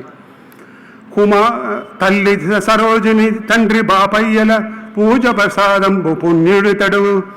సరోజిని, బాపయ్య యొక్క పూజ ప్రసాదము, అంతకన్నా ప్రసాదమైన బిడ్డ ఇంకొక పుట్టలేడు. తొలి MA డిగ్రీ తల్లి పొందిన నాడు, ఫస్ట్ MA డిగ్రీ ఆవిడే పొందింది ఆంధ్ర యూనివర్సిటీలో. ఆంధ్ర విద్యాలయ ఆడపడుచు. బ్రహ్మ సమాజపు బ్రాహ్మణోత్త కులంబు. బ్రహ్మ సమాజంలో మెంబర్గా ఉండేవారు వాళ్ళు. అదొక టైపులేండి, ఒక్కొక్కరు ఒక్కొక్క నమ్మకం. కానీ ఇతన్ని స్వామి మార్చి తన దగ్గర తీసుకున్నారు. బ్రాహ్మణోత్త కులంబు పరబ్రహ్మ సాయీసు పర్తి చేరే. ఆ బ్రాహ్మణ కులంలో పుట్టినవారు పుట్టపర్తికి చేరారు. ప్రియ భాష పరుండు, ప్రేమ పలుకులకు సాధు స్వభావుండు, శాంతపరుడు. ఎప్పుడు ప్రియంగానే మాట్లాడతాడు. ఆయన ఇంతవరకు అప్రియంగా మాట్లాడింది మనం ఎవ్వరూ చూడలేం కూడా. కల్మషం అనేది ఆయన అణువున లేదు. ఆయన జుట్టులో కూడా ఎక్కడ లేదు, ఎక్కడ కనిపించదు. చాలా వింత మనిషి. మనం భగవంతుడి దగ్గర ఉన్న వాళ్ళని చూసి మనం ఈ విధంగా పుట్టాలి, ఆ విధంగా పుట్టాలి అనుకుంటాం. అనిల్ కుమార్ లాగా పుట్టలేము. ఒక్కరే అనిల్ కుమార్.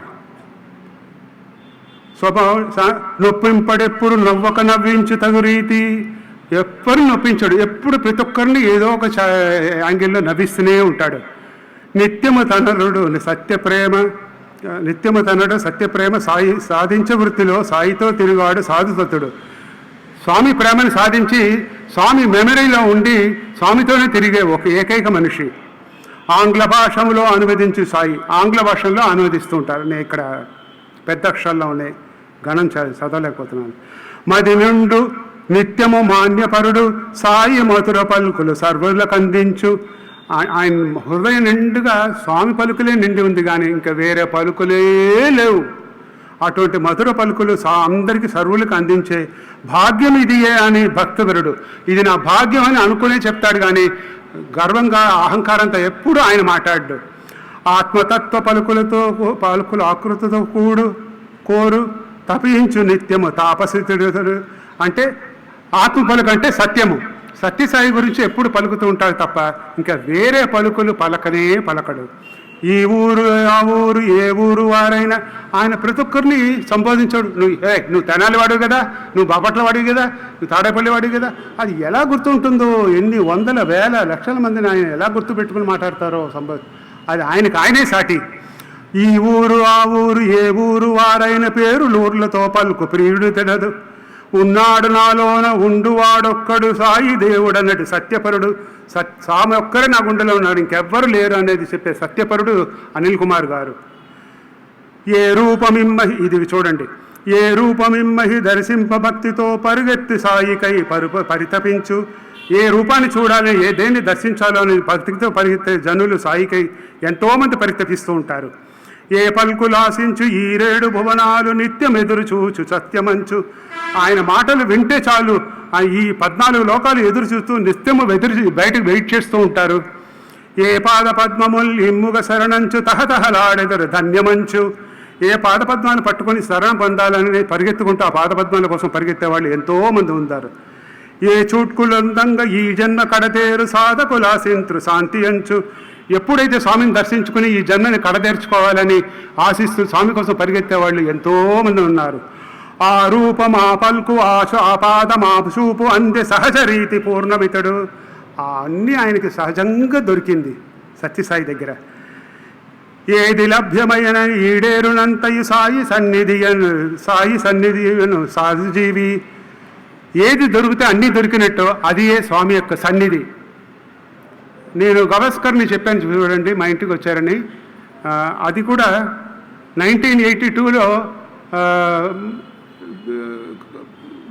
చెపాక్ గ్రౌండ్లో నేను రంజీ ట్రాఫీ ఆయన ఆడుతూ ఉన్నప్పుడు చూసి మా థాట్ వచ్చింది, ఇంతటి మహనీయులందరినీ నేను దగ్గరగా చూడగలనా అని. చూస్తే స్వామి నన్ను మా ఇంటికి రప్పించారు. ఏది లభ్యమైన ఈడేరునంత ఈ సాయి సన్నిధి అనుట సత్యమయ్యా. సత్యసాయి ప్రేమ నిత్యముండు అందుకొనముతోటి ఆత్మీయముల మమత విజయ సారథిచ్చు వినయనమతి. అందుకొనము అందరి యొక్క ఆత్మీయుల యొక్క మమతని తీసుకోండి, ఈ చిన్నవాడు విజయసారి యొక్క నమస్కారం తీసుకోండి అని నేను ఆయనకి రాసిచ్చిన పద్యం, ఆయన మెచ్చిన పద్యం, మా బంగారం తెచ్చిన పద్యం. ఏదో లోపం ఉందని అనుకున్నాను, అది కూడా తీర్చేశారు. అందుకే నిష్ అనేది ఉండాలి సేవలో. ఏది చేయాలో అది చేయాలి. మీకు ఎక్కడైనా నేను తప్పుగా మాట్లాడి ఉంటే, అతిగా మాట్లాడి ఉంటే ఎడిట్ చేసేయండి. మళ్ళా మనం రికార్డింగ్ లేకుండా ఇంకా మనసు విప్పి చక్కగా మాట్లాడుకుందాం. స్వామి వరండా వాహిని, స్వామి యొక్క అనుభవాలు, నేను అనుభవించింది, నేను విన్నది, నేను తెలుసుకున్నది, అది మాత్రం మీకు చెప్పుకోగలను. నేను అనవసరంగా మిగతా వాళ్ళని విని దాన్ని పెద్దదిగా చేసి చెప్పడం నాకు రాదు. అటువంటి గోల్డెన్ టంగ్ నాకు లేదు. రామాయణ విడిగా రామాయణం రాసిన, రాముడు చెప్పిన రామాయణం రాసింది విడిగా ఇంకొకసారి 3-4 ప్రసంగాల్లో నేను చెప్పుకుంటాను, అవకాశం ఇస్తే. దీంతో నాకు ఇచ్చిన అవకాశానికి పాదాభివందనములతో కృతజ్ఞత చెప్పుకుంటున్నాను. చాలా థ్యాంక్స్.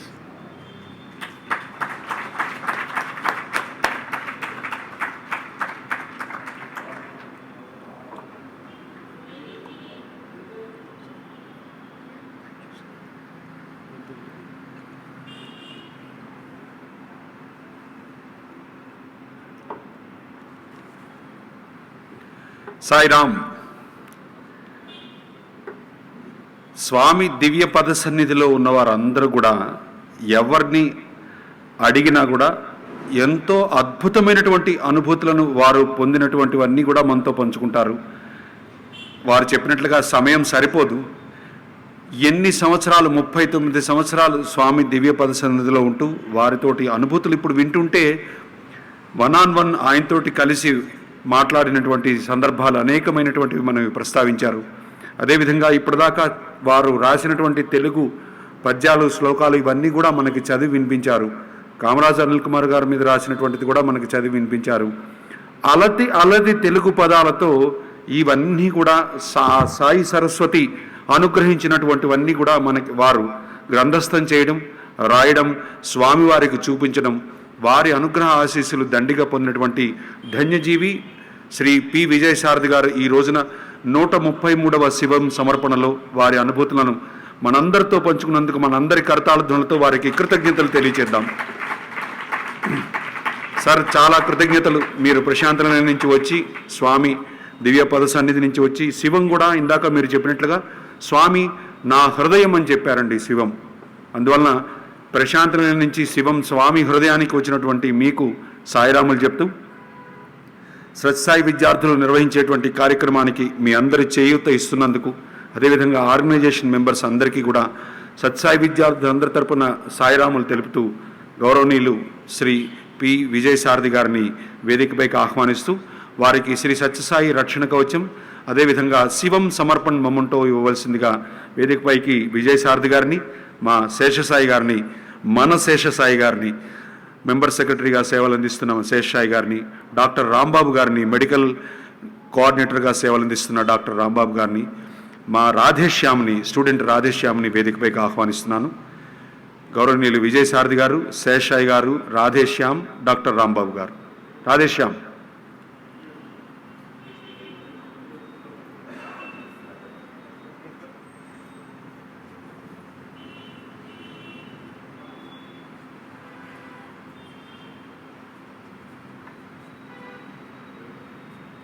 శ్రీ సత్యసాయి రక్షణ కవచం.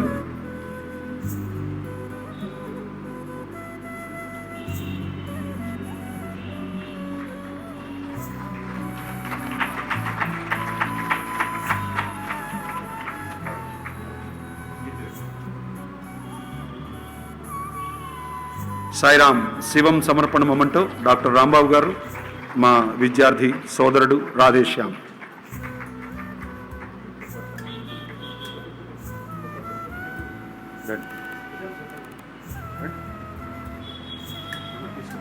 సాయిరామ్.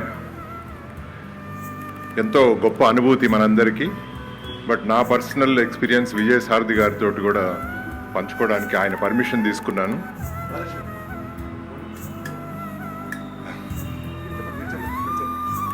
నాకు కలిగిన ఒక అదృష్టం, సార్కి 2 సార్లు నేను ఆపరేషన్ చేయగలిగాను.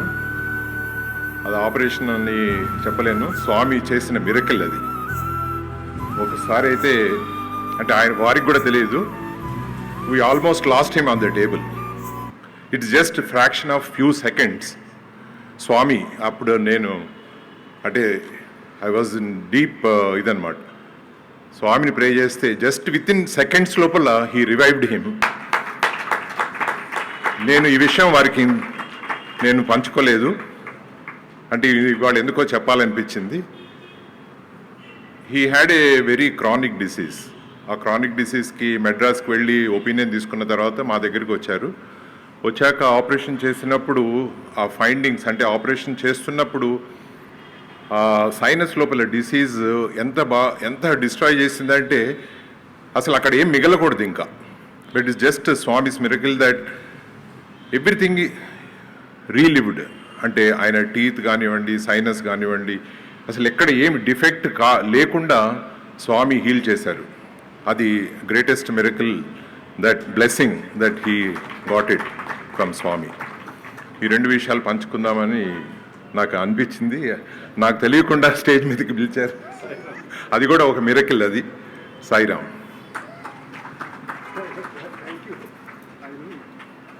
చూస్తున్నారు కదండి, ఎక్కడికక్కడ పునర్జన్మ దక్కినటువంటి విజయసారథి గారు ఈ రోజున స్వామి దివ్యపాద సన్నిధిలో శివం ప్రాంగణంలో వారి మాతృమూర్తి ఎదుట వారికి లభించినటువంటి అనుభూతులన్నీ పంచుకున్నారు. డాక్టర్ గారు కూడా ఇప్పుడే మనకి ఆ అనుభూతిని తెలియజేశారు. చాలా సాయిరాములు డాక్టర్ రాంబాబు గారికి. విజయసారథి గారిని స్వామికి మంగళహారతి సమర్పించవలసిందిగా కోరుతున్నాను.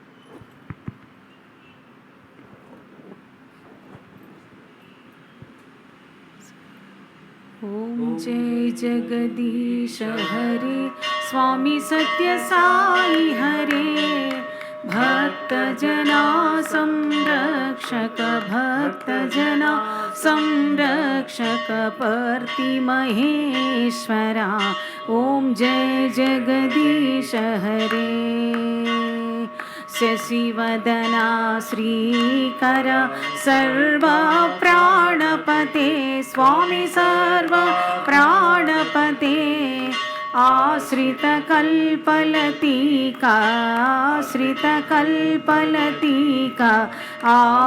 आपद्बान्धवा ओम जय जगदीश हरे मातपिता गुरुदैवमु मरियन्तयु नीवे स्वामी मरियन्तयु नीवे नाद ब्रह्म जगन्नाथ नागेन्द्र शयना ओम जय जगदीश हरे ओंकार रूप ओजस्वी वो साई महादेव सत्य साई महादेव मंगल हारति अंदुको मंदर गिरिधारी ओम जय जगदीश हरे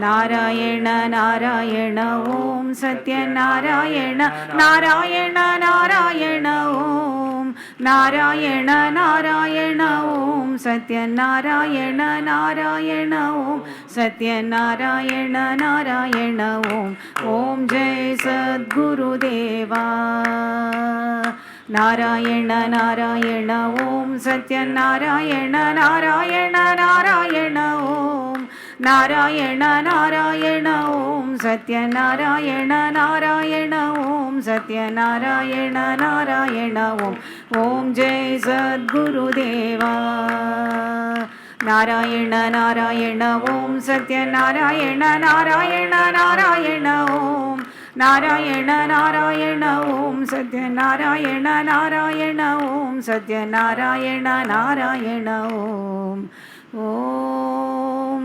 जय सद्गुरुदेवा ओम